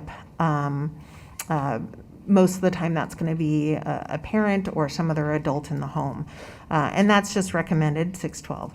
K-5 for students, because they can't be left home alone anyway, they have to be with somebody. So whatever that person is that a parent would already be having for that student, it could be a grandparent, it could be an aunt, it could be an in-home care provider for some students. We'll be working with those adults in that home that were already in the home anyway for that student. Okay, but are we concerned about the people that won't have access? Single parents that have to be at work, that perhaps don't work in jobs that afford them, the childcare. I'm just worried about, I'm concerned about, or curious about how we're organizing this online learning academy to be inclusive and joyful. When I'm a single parent, and it's not an issue anymore. My kids are, grown up. But I'm just curious, like, how I would have handled this as a sole earner, Right. professional, yet, I just don't know how it would have been done. So I guess. And I'm very capable, but I'm just wondering, like, literally, financially, and practically, So with a 10-year-old or something, and maybe a Right. 7-year-old or a 10-year-old and a 13-year-old, you can't have the 13-year-old watch the 10-year-old. And some kids need to be, it's not a text message that wakes them up. Right. It's turning their mattress on top of them or something like that, cold water. Yeah, and those are all the things that we're going to talk to the parents about, how they can creatively get supports for their students. I think the question really is, are we going to be providing supports in homes for that? And we will not be. because of the inherent risk and why parents are choosing an online learning academy is because of that risk of COVID and exposure. The other thing is really capacity. So if we have a lot of students who would be home and we would need a learning coach that would be somebody other than that, it would be very difficult for us to continue to do this program. So we will be working with parents and caregivers and whoever's watching the student. So if you are a single parent and you do have an 8-year-old, if your 8-year-old can't go to school, you as a parent have to be able to provide some sort of support for that child regardless. We just want to make sure that we're working with whatever supports the parent is choosing. And then we're happy to work with that person to provide the training, the ongoing coaching. That's why we have focused on family engagement specialists to make sure that we are continuing to partner with our families. I'm still concerned. I'm satisfied with the answer, but I'm really wondering if we're going to be able to really well serve a small slice of kids who need to be educated at home, and we're going to be leaving, other families behind. It's just a question I have. I'd be interested to get updated further. Chair, so directors are raising great questions. They're the predictable questions because this is exactly the challenge that school districts are facing. In fact, because there's so many barriers and obstacles to operationalizing a virtual school option for families, they're not doing it, right? In most cases, you're not going to see districts taking this on. We made a conscious decision that despite these barriers, despite these challenges, for the limited number of families who really do need this kind of an option or alternative, what can we do for them? Should we try? And so you've already spoken to a lot of the resources and the variables that, the staffing, we have the dollars, but it's not just that. It's about all these other pieces that you're calling out, which we've also spent a lot of time internally sort of trying to problem solve. But we thought the time and effort that's going into the effort is at least creating a capacity to serve some number of students. And we'll continue to, as we engage with the parents or the caregivers, try to find out what those additional barriers are that we might need to provide a more customized support with. But what we didn't want to be is the big district who doesn't even offer the option. And so, I appreciate staff has put a lot of time into this. This is very helpful for you to continue sharing what you're hearing from families. So if there is a common thread there about another ingredient that we can add to the mix that could be helpful in ensuring that there's not just the access to a program, but also the supports to be able to successfully engage in a virtual option. By nature, it's a more independent endeavor. We're maximizing it so the instruction is more live and consistent and not just part of the day, but throughout the day. And so these are the things that we have, a limited number of additional weeks to try to stand up. The team has spent an inordinate amount of time to get this far, and we wanted to give you this update. And we're definitely taking notes on the things you're bringing up. So continue bringing them to our attention, any of those themes that you continue hearing.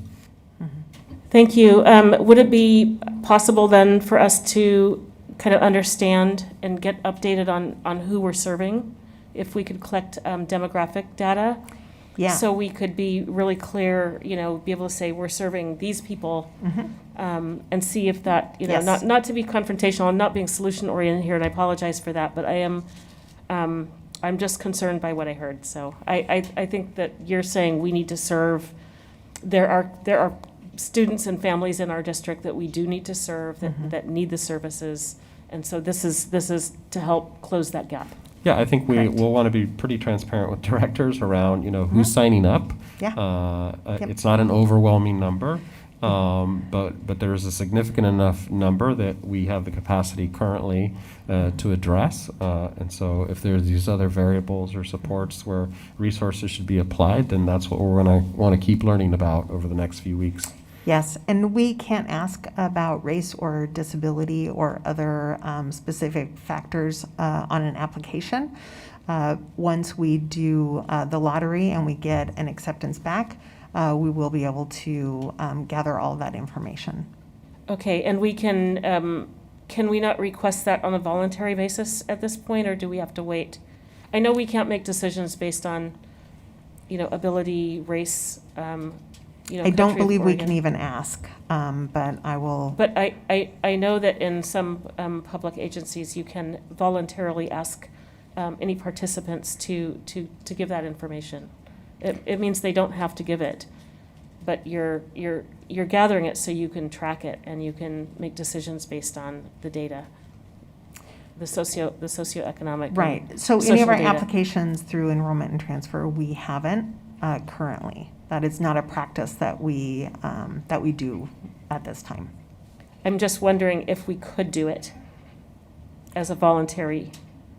I know I've worked in some programs where we do ask it, and we ask it voluntarily. Nobody's going to make you, say what your country of origin is, nor will we make a decision, but it helps us when we're providing language services if we know that everybody's speaking, Arabic. I'm happy to take that question back. Mhm. Yes, we'll keep going down the line. Director Brum-Edwards. I think I have 5 questions because I'm going to be ceding my chief questioner title to Director Green. So I had questions both, and some of these may be for Chief Garcia, whoever's answering the general ones. So I wanted to start by, the first slide was support for in-person full-time instruction this fall, which I was glad to see because it sounds like that's how the majority of our students are going to be served. And so for this, I have a question about that. My assumption is that regardless of the mask mandates or the mask guidance over the next month, we're still planning to that as the primary method of instruction, that will flex and will add the sort of layers of protection or whatever the requirements are, but we're solidly aiming at the vast majority of our students receiving full-time in-person instruction. Thanks for the question. Yes, Director Brum-Edwards, we anticipate a full return 5 days a week in person for the majority of our students. Okay. Starting September 1st, which is the first day of school. Awesome. So then my follow-on question of that is, in the presentation, you mentioned that there'll be a recommendation coming to the board on the August 10th. Is that related to masks or other? We'll have a set of recommendations that include other mitigation strategies. So, for COVID-19. We get on the board, and I think we were expected to vote on a variety of things, even things we're not experts on. My assumption is that whatever the recommendation is going to be based on, and since healthcare is not our core mission, that it will be based on guidance from healthcare professionals and not any sort of political decision. Absolutely, Director Brum-Edwards. I'm glad you asked that question. And for us as educators, we've been put in these positions where things have been politicized. And so as we share our set of recommendations around public health guidance for our schools, we will ensure and provide rationale that is guided by science and that is guided by our public health officials, both at the local level, at the state level, and at the federal level. So with that, we are also anticipating to have a work session where you get to have direct conversations and questions with public health officials to make sure that as we share our set of recommendations, that any further questions that you may have on the recommendation can be clarified by public health officials. So we look forward to scheduling that. Great. I'm glad it's coming in the form of a recommendation based on guidance from healthcare professionals. And then I just had a couple questions about the online academy. And I'll sort of clump them together, but just how many slots are there? So, sorry, is this on? Yes. Okay, great. Currently, we have 500 spots available for the first semester. We'll increase that to 750 for the second semester. So you said there were 15,000 families who chose all virtual in the spring, and moving to the fall with the focus on full in-person instruction, and we know there's all kinds of health and safety supports built into kids coming back to school, but there'll just be 500 slots. So my assumption is that we're going to be overprescribed, which is why there's a lottery. And this is a little bit going down the road that Director DePass started on, because I thought in some of our lotteries for our programs, we were able to do some weighting. And I don't know, I know you can't weight on race, but you can weight on socioeconomic or a variety of other things. We'll be So weighting. what are the weighted factors that will? So the weighted factors will be students with health-related needs, and we have also extenuating medical circumstances. And then the third would be on free and reduced lunch status. And would some of those be mental health needs as The as well? extenuating medical conditions could be mental health reasons. Okay. Great, thank you. I think that's the questions I have, and I guess I just have two comments. One, I know that there's some conversations happening in the broader community about special ed students that might have also underlying health conditions, and hey, if you're concerned about your student being exposed, instead of everybody having masks on, they should stay at home. And I hope we try and continue our focus on inclusive education, because for many students, that in-person environment is just as important. So if we don't think of like, this is the solution, this you have to be here because some people don't want a mask or take precautions. And then the other thing is for people who weren't as fast a reader as I was, the presentation is now posted in the board book. So if people want to look at the whole presentation, it's now been posted. Thank you, Roseanne. It was a very useful, lots of information presentation. Great. Thank you. It's now online. Director Brim Edwards, if I can, Chair, you raised the question that we had anxiety about, 4 to 6 weeks ago. If there's 15,000 kids on CDL, how are you going to recreate that on a virtual online academy? We thought, is it 5,000? Is it 3,000? Is 500 enough to fill the actual need? So as we've started to compare notes with some of the other larger metro districts, they had the same worry. And what they've seen as a pattern or a trend is they were expecting 1,500 to 2,000 potentially, and it's looking like it's actually just in the hundreds. So we won't know until families have a chance to indicate their interest, but I think we're going to be a little bit surprised if the number is much bigger than that. I'm wondering, that's such an easy math, that's like 5% of the people that were in CDL. And I'm wondering if other districts have a similar kind of a planning number, whether it's, under 10% or whatever, but. And I think, one of the things we heard when families were choosing to stay in comprehensive distance learning was, the amount of time in school, just what you said, Michelle, about if you work, getting kids to and from. Mm-hmm. So it was a very different animal of what we were offering in hybrid learning than full 5-day. Mm-hmm. So I think for some families, choosing between CDL and full 5-day is a lot easier thing to choose. Yeah. Because I think that was a huge piece. And some kids just didn't want to go back at the end of the school year. It was too much transition. So I think it won't be 15,000, it'll be lower. But the question is, we're just all gambling on how much lower. We're hearing directors worry. We had the same kind of anxiety initially, but I think we're feeling generally confident. We'll have the capacity for expressed need. Can't say exactly, but we're certainly going to keep you posted. I can just say I appreciate the time and attention that has been put into thinking through this, and I know you've heard the questions. You've asked the same questions we're asking. You've anticipated. They're very good questions. Nothing's original here. They're very good. Oh, yes, thank you.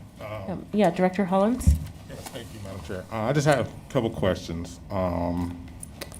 So with not knowing how many is going to register, is there any plans on increasing the capacity if need be? And what would that plan look like? So we built in an increase of capacity from 500 to the 750 for the second semester because of students who enroll We do get a bigger bump in enrollment when people move after the winter break. We also have students who, for a lot of reasons, may fall into more of a health risk later on in the year. So we've been trying to be really proactive and thoughtful about that. What we do have some capacity is around our PAT contract and the class size limits that we would have. So if we were able to increase that past the 750, we would also have to post for positions. And then we do have ratios for counselors and speech paths and special ed teachers. So it all impacts everything else. And so that's why we built it with capacity to be able to serve students. So what I'm hearing is that the 500 to 750 is kind of like the hard cap that we would accept, even if it's more kids later on who wants to enroll, they won't be able to. That would be correct. But I do want to share that it depends on how many. If we have another 500, that would be really hard to accommodate. If it's one or two, we do have some language in our contract that allows for us to pay staff for having additional students in their class. And Director Hollins, if I may, I think, and Director Burm-Edwards, I think, hinted at this. I think our first and foremost priority is to ensure that the majority of our students return to school in person 5 days a week full time. And I think we've heard that loud and clear from the Board of Education. We've heard that loud and clear from the state officials and obviously from our superintendent. And so while that's going to be, we hope the overwhelming majority, I was going to give a number, but the overwhelming majority, we know that there is going to be a small group of students who, regardless of the mitigation strategies that we put in place, the health and safety mitigation strategies, right, like masks, for example, as we were listening to the CDC and other public health officials. We know that there are some students, regardless of what mitigation strategies we put in place, they will still want to, their families will still want to, for one reason or another, because of a health condition, need to enroll online. And so, to the superintendent's point, I think what we're looking at is, that ballpark estimate, but because really the idea is that we want our students to come back in person full time, which we know is the one of the best modes of education. Right, and I get that. I'm just looking at with the new issues that's been coming up recently, that it might or could be a shift in how many families want to choose the online learning. I know when the initial going back to school full time, everything was on a decline, and so now that it's on increasing. It might be other numbers, and I just want to make sure if we're prepared for that. So if it is 1,000 kids that choose to do that because of the health reasons, are we at least looking at planning for that increase if it happens? So that's one thing. Also, I had a question about the budget part of it. What is the cost for this online learning? So the Online Learning Academy budget currently is around $6 million. And how much do we have coming from the federal government piece that you guys talked about? How much money do we have in that pot totally? I don't know the exact figure Well, because there's many pots. There's multiple revenue streams that go into that. I think what might be helpful is to prepare an easy to read table for you with each of the ESSER columns so you can see our key strategies, and then you'll see how we're multi-braiding those funding sources. So what might be paying for virtual school might be coming from a few different sources. But I think what you're asking is, what do we have overall available? And if we do find ourselves with a need for more capacity, are there funds available for that? So, fair question. Yeah. And hopefully that's a question probably our deputy for business and operations would answer off the top of her head. But we'll catch up with her and get you that information. Yeah, happy to provide detailed information on the budget. Thank you. And you mentioned about I think it's the July 30th deadline. I'm just curious on what lead time do we have for parents to get this information about the online learning? And I'm really confused on how to navigate our website, because I'm on here now and I have no clue on how do I go and find out about this program by the website that I'm looking at now. Okay, so you would go to ola.pps.net. So you could put that in your search engine. Okay, so would parents need to know that information? If they just went to pps.net? There's, I would have to look to see exactly where it is, but there is a. Yeah, as a parent, I'm looking, if I go to pps.net about the online learning, how would I navigate the website to have my child, or to apply for my child, especially with the deadline, coming up fast? Also, is there any room to, for the deadline to be extended any? For parents that maybe have not had access or can't find their way to get access to apply for their kids. So after the enrollment deadline of July 30th, it takes us about a week to go through the applications and then ensure that the criteria is applied, and then we put it through a lottery system. And then we start to notify families, and we also give families 10 days to accept. So if you backwards map that from the time that we have to then provide schedules to students and families and do some of the orientation, especially for the technology components later on in August, July 30th is really pushing it out fairly far. We usually do this in the spring, really. So that's why the July 30th date is there, so that we can make sure that we're getting schedules out to students and having orientation. What we will do is, if we do not have 500 students by July 30th, then we will continue to keep the applications open. And we'll make sure that we send out a communications to all of our families, letting them know that the application is still open. We will then extend it for a few days. At some point in time, though, we do have to shut it down and finalize the lottery so that we can move forward. The applications opened, I want to say it was July 3rd or July 4th, something like that. I could get you a specific date. We did an interest survey back in June. We sent information out to the 15,000 families the middle to end of June, and then opened up the applications. So they've had a while, but we did keep it narrow at first because we really wanted to prioritize students and families who specifically had health-related concerns. And so that's why we did a targeted outreach. And then as we have done that, we have wanted to allow families time to be able to make some decisions on application. And then we also wanted to provide those parent informational sessions. So then on Monday, we opened it up to another group of families, which was all families in PPS.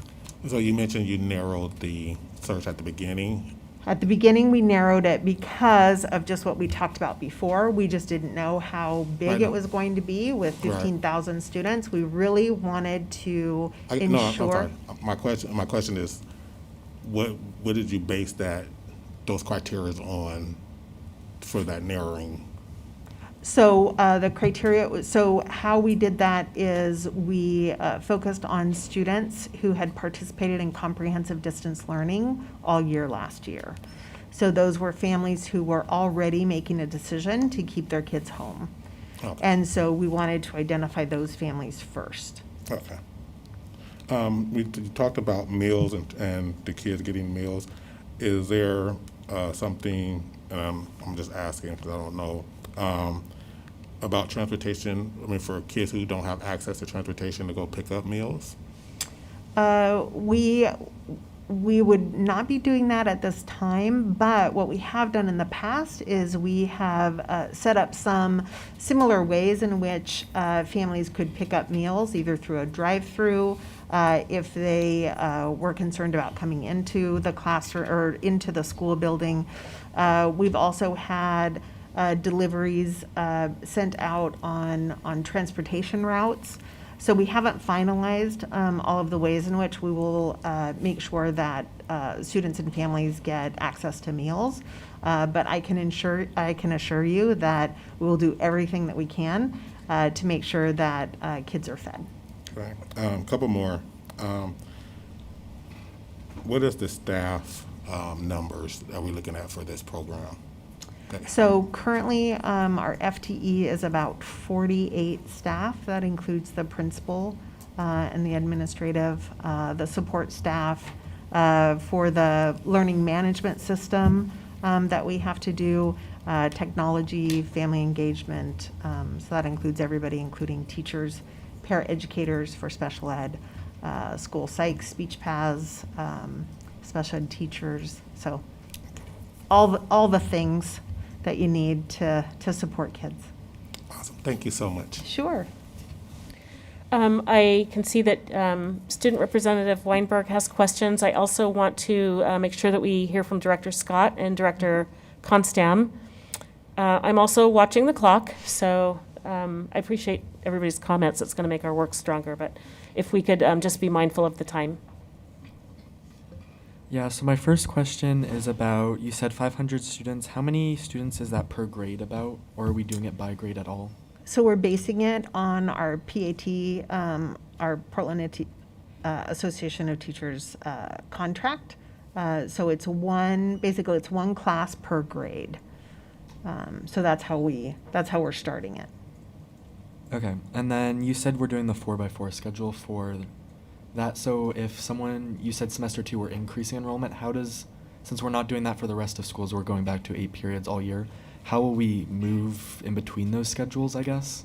So some students would be moving here from other school districts. The K through 8, that won't impact as much, but we do have a high school counselor that will certainly be working on credit accrual and graduation requirements that will work with that student to make sure that we're meeting the student's needs. Okay, and then you said there were the 3 qualifications to apply for OLA. You also say on the application that they may have to provide supporting documentation. Mm-hmm. If they can't, what happens? We'll help make sure that they're able to find a resource to be able to do that with our school-based health centers, with our Multnomah County Health Department and our other community providers. One thing that we thought about was if we are going to, say we have 3,000 students that apply, there has to be a way in which we need to make sure that we are first providing a virtual learning for students who absolutely cannot participate in person. And so the one way you could do that is by documentation. So that's what we said is you may have to. We also thought then, what about families who don't have access to a health provider? So we would make sure that we were able to get that access for that family or student. Okay, kind of follow-up question. So what if they don't have an extenuating medical circumstance, but they checked that off? So if we're not checking for documentation, we're certainly hoping that everybody is applying and applying with integrity. We're not going to be the application police, though. So if we choose to provide documentation, or choose to ask for documentation, that's only because we have thousands of students and we need to be able to have criteria. If we have more spots than we do students, then we're not going to ask for documentation. Okay, and then last question, kind of 2 parts. What are the requirements for the at-home learning coach? And then what happens if a family can't provide a learning coach? So this gets back to the question from Chair DePass. what we're asking the learning coach to do is to help be there to support their child, specifically K-5. For 5-year-olds and 6-year-olds, that might be helping them make sure that they're connected, that their headset's on, helping them with getting in and out of a Zoom call here and there. And then to make sure that they are continuing to help the student focus, get movement breaks, make sure that they go out for a walk or whatever the PE or health activity is for that day. And so things like that. The other thing would be to just make sure that they are staying in touch with their teacher.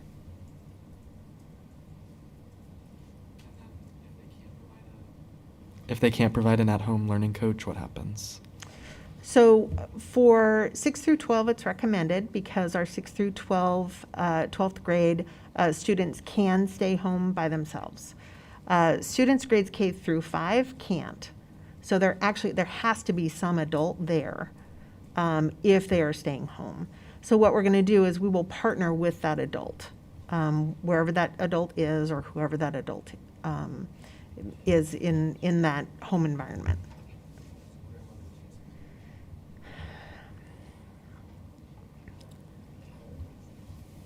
Thank you. Can we move on to questions from Director Scott?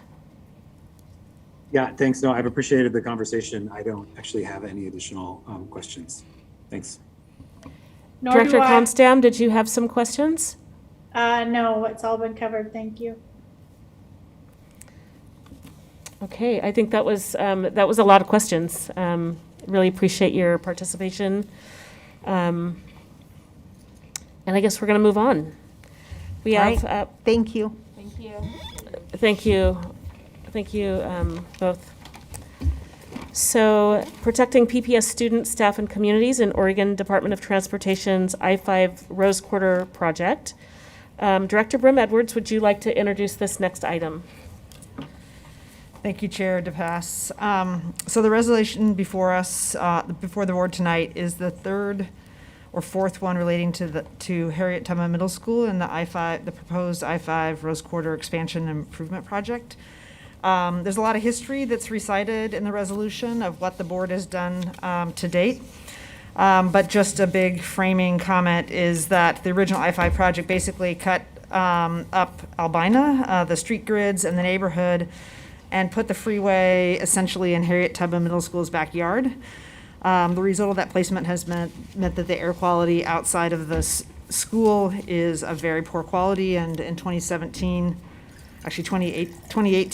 when Harriet Tubman was reopened, the school district invested $10 million to provide clean indoor air, but the outside air is still not of a quality that we would want our youth and students to be breathing. The new proposed I-5 project would move the freeway even closer to the school, furthering the impacts on the air quality and also during the construction on the Harriet Tubman Middle School environment and on students in the community. So as the project planning has progressed, we, as noted before, have weighed in several times with the federal government, with state leaders, with ODOT, about the impact the project would have on Harriet Tubman Middle School community. And throughout that process, we've partnered with Albina Vision Trust to ask that the project be more than a, quote, transportation project, but really be a transformative community project that addresses some of the issues that the original I-5 freeway placement had on the community. So there's a couple of different ways you can look at it, but one of the big questions that has been presented through this project is that this has the ability to unlock a lot of Black economic prosperity through the contracting, and also it has the potential to repair past harm. From a school district standpoint, if the state proceeds, it's pretty hard to imagine that this project would result in anything other than Harriet Tubman needing to be rebuilt in a different location in Albina. So as we move through this project and they've moved the design forward, there's been lots of conversations among key stakeholders. We felt it was important that PPS have a conversation with communities, with the Harriet Tubman community. I want to acknowledge Director of Community Engagement, Shanice Clark, who has led some of these community conversations in late May, early June, and it should be noted that, I think she noted that these really aren't one-time conversations, that we need to be having an ongoing conversation with the community about this and the impact it's going to have on the school site, not just once it had been built, but even during the construction phase. So having participated in about 2 years of discussions now, I think it's important to note that there's not a universal point of view in the community about the project.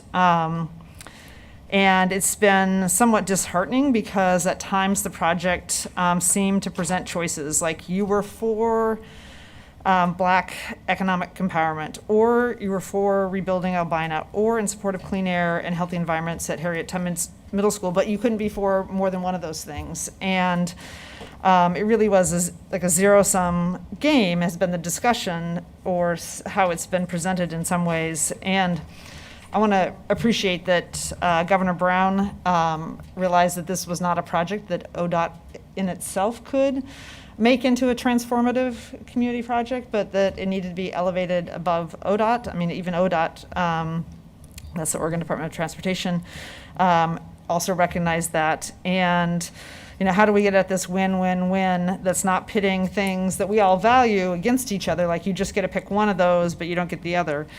And so really in the last several days, this focus on what I call the win-win-win, which is a huge economic project in the heart of Albina, but also through the highway caps, having an opportunity to revitalize Albina, and then also to have a healthy school environment at Harriet Tubman Middle School at a location other than its current location.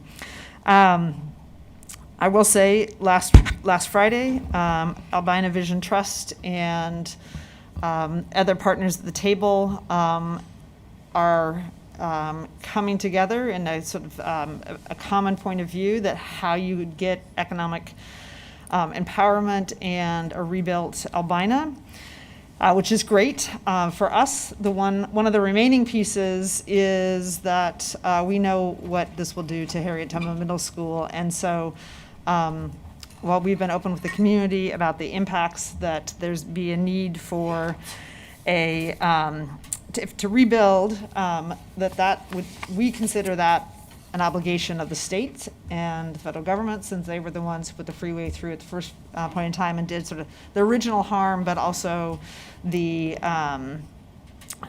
through this project would be doing additional harm.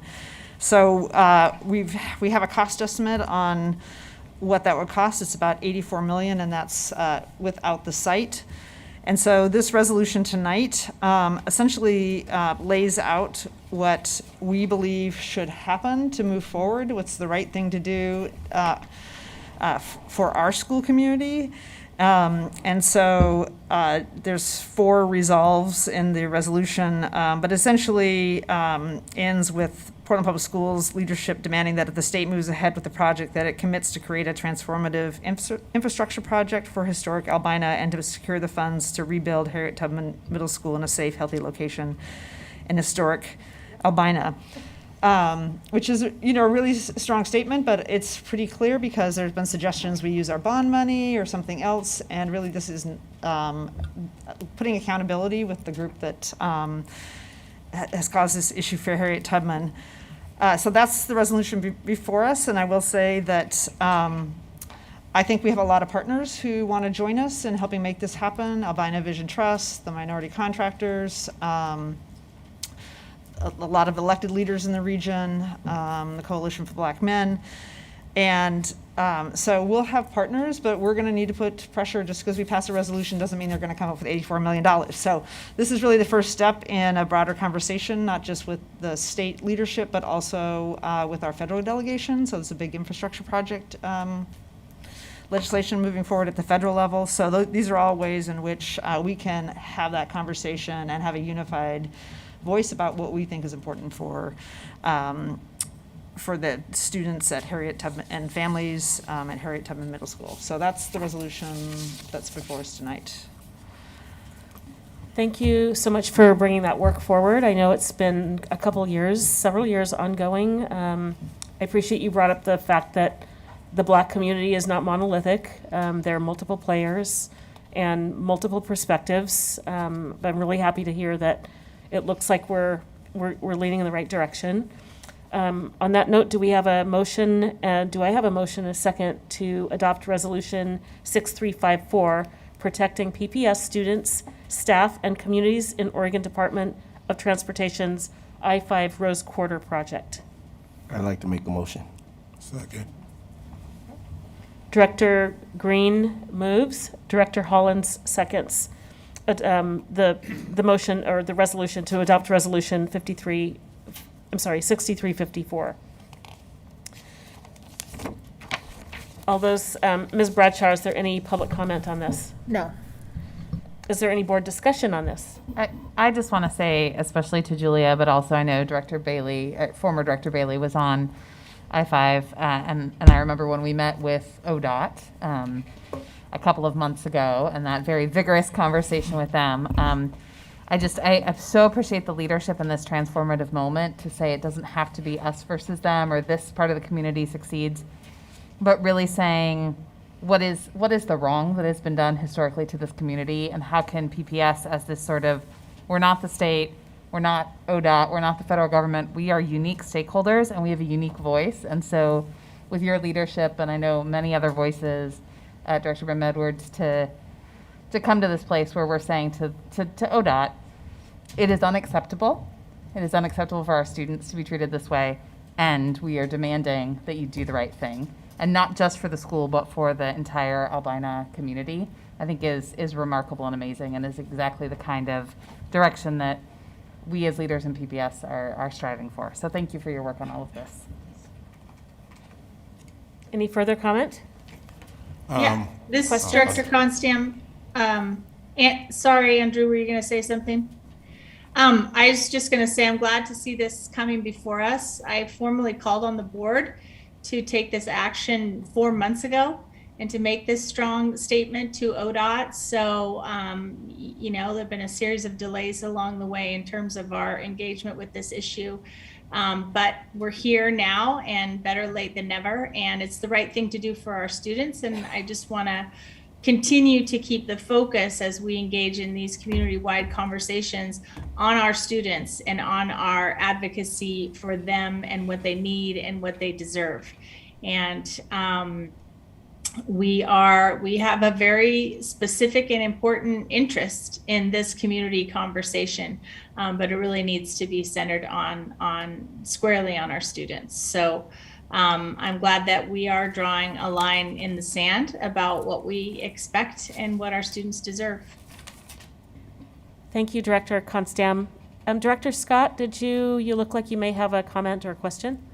Yeah, just really briefly, I also appreciate the resolution and the work that's gone into it. And I particularly, following up on Director Lowry's comments, I particularly like the fact that it puts it in that historical context. So it's not just asking for what we need now, but it's really asking ODOT and the state and all the players to accept the historical wrongs here. And that's part of the restorative justice that governments are going through, some governments, and I think all governments should be going through. And I appreciate the pressure we're putting on ODOT to recognize that there's a moment right now where they can actually perform some of that restorative justice and fix a current issue, but also go back and do some things that fix historical wrongs from decades ago. So really appreciate the resolution. I'll be supporting it tonight. Thank you. And some of us here in the room actually have been harmed generationally from the putting the freeway in. I wasn't around, but it did impact my family's business, and residents and yeah, it's a big scar in the community. It messed up the grid that tied this area together. And so I think the potential is so great to not only, widen the freeway, which, that will happen, but also to create those economic development opportunities that have been missing in our community for a very long time, particularly for Black and brown folks. So, oh, I'm sorry, excuse me, Director Hollins. Thank you. So I have a more of a vested interest in this. A little background. So my dad was born in 1916, and he actually had property in that area. And when they put the freeway in and when they brought in the Memorial Coliseum, he was the one directly affected by literally getting pennies on the dollar for the property over there. So little history of how my part in that, or my family's part in that. But one thing that I appreciate about this resolution one is it's a statement, but I think we have to go further than just a statement because there's a lot of moving parts to get the other monies to rectify our students that are affected by the pollution. One, for instance, if this was on the west side and they had a pollution issue, our kids wouldn't have been there this long. They wouldn't have been there this long dealing with this pollution piece at any time. So to have a significant amount of pollution that affecting our kids, that's really disheartening that it's been an issue and our kids are still there. And so, I don't think it's just, resolution is great, but I think the community, the school district, the different partners need to put pressure on the legislation in order to get this passed, because there is going to be legislation that has to be passed. There's further dollars that has to get put in to make all this stuff happen. So while the resolution is great, we need action behind the resolution, or it is just another piece of paper. And that's all I have to say. Thank you. Thank you for that, for sharing your story. And yeah, I see you and hear you. Anyway, the board will now vote on Resolution 6354, protecting PPS students, staff, and communities. Did we already do this? We didn't quite vote.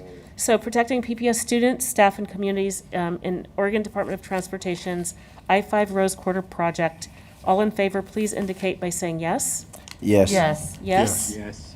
All opposed, please indicate by saying no. Sorry, this is Director Constam. I didn't vote. I'm a yes. Okay, you're a yes.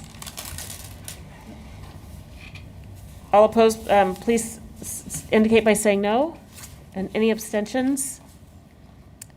Student Representative Weinberg, what is your unofficial vote? Yes. Your unofficial but important vote. I was going to remark that, Director Hollins, we have a cadre of 12-year-olds at that school that they will show up for climate justice. I've seen it several times.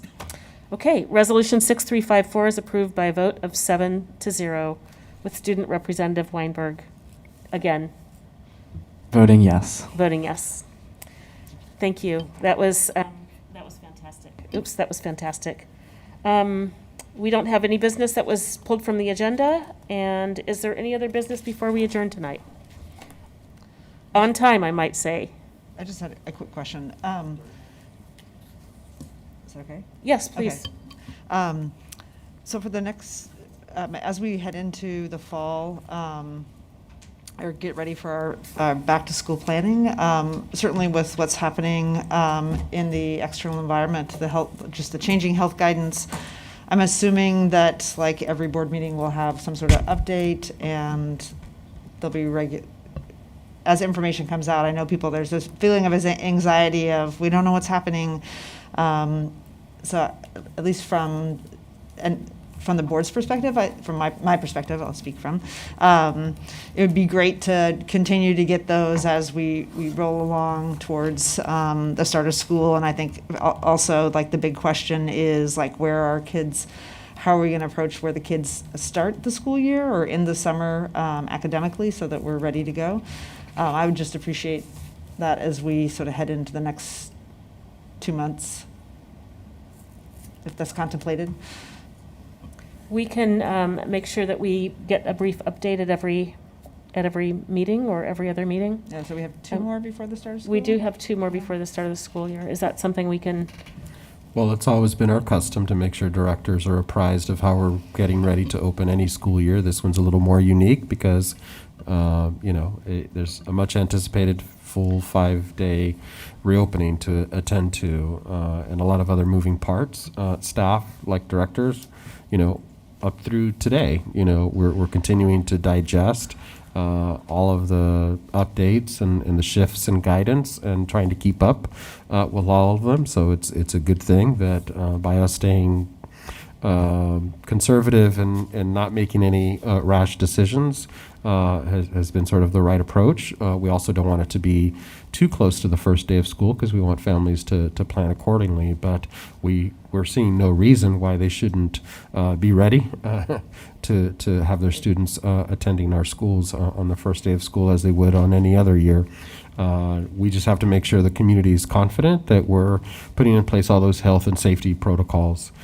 So you can expect to get more updates on things like the virtual school option that you heard an initial intro about, as well as many other pieces that go into operating the school year. For the next couple of weeks, we're also welcoming back all of our administrators. We'll be in retreat for the next couple of weeks to make sure everybody's very clear on sort of the task in front of us. And so you can rest assured that you'll learn more about all of that as well. Thank you. I think that's concluded our business for tonight, and we are adjourned.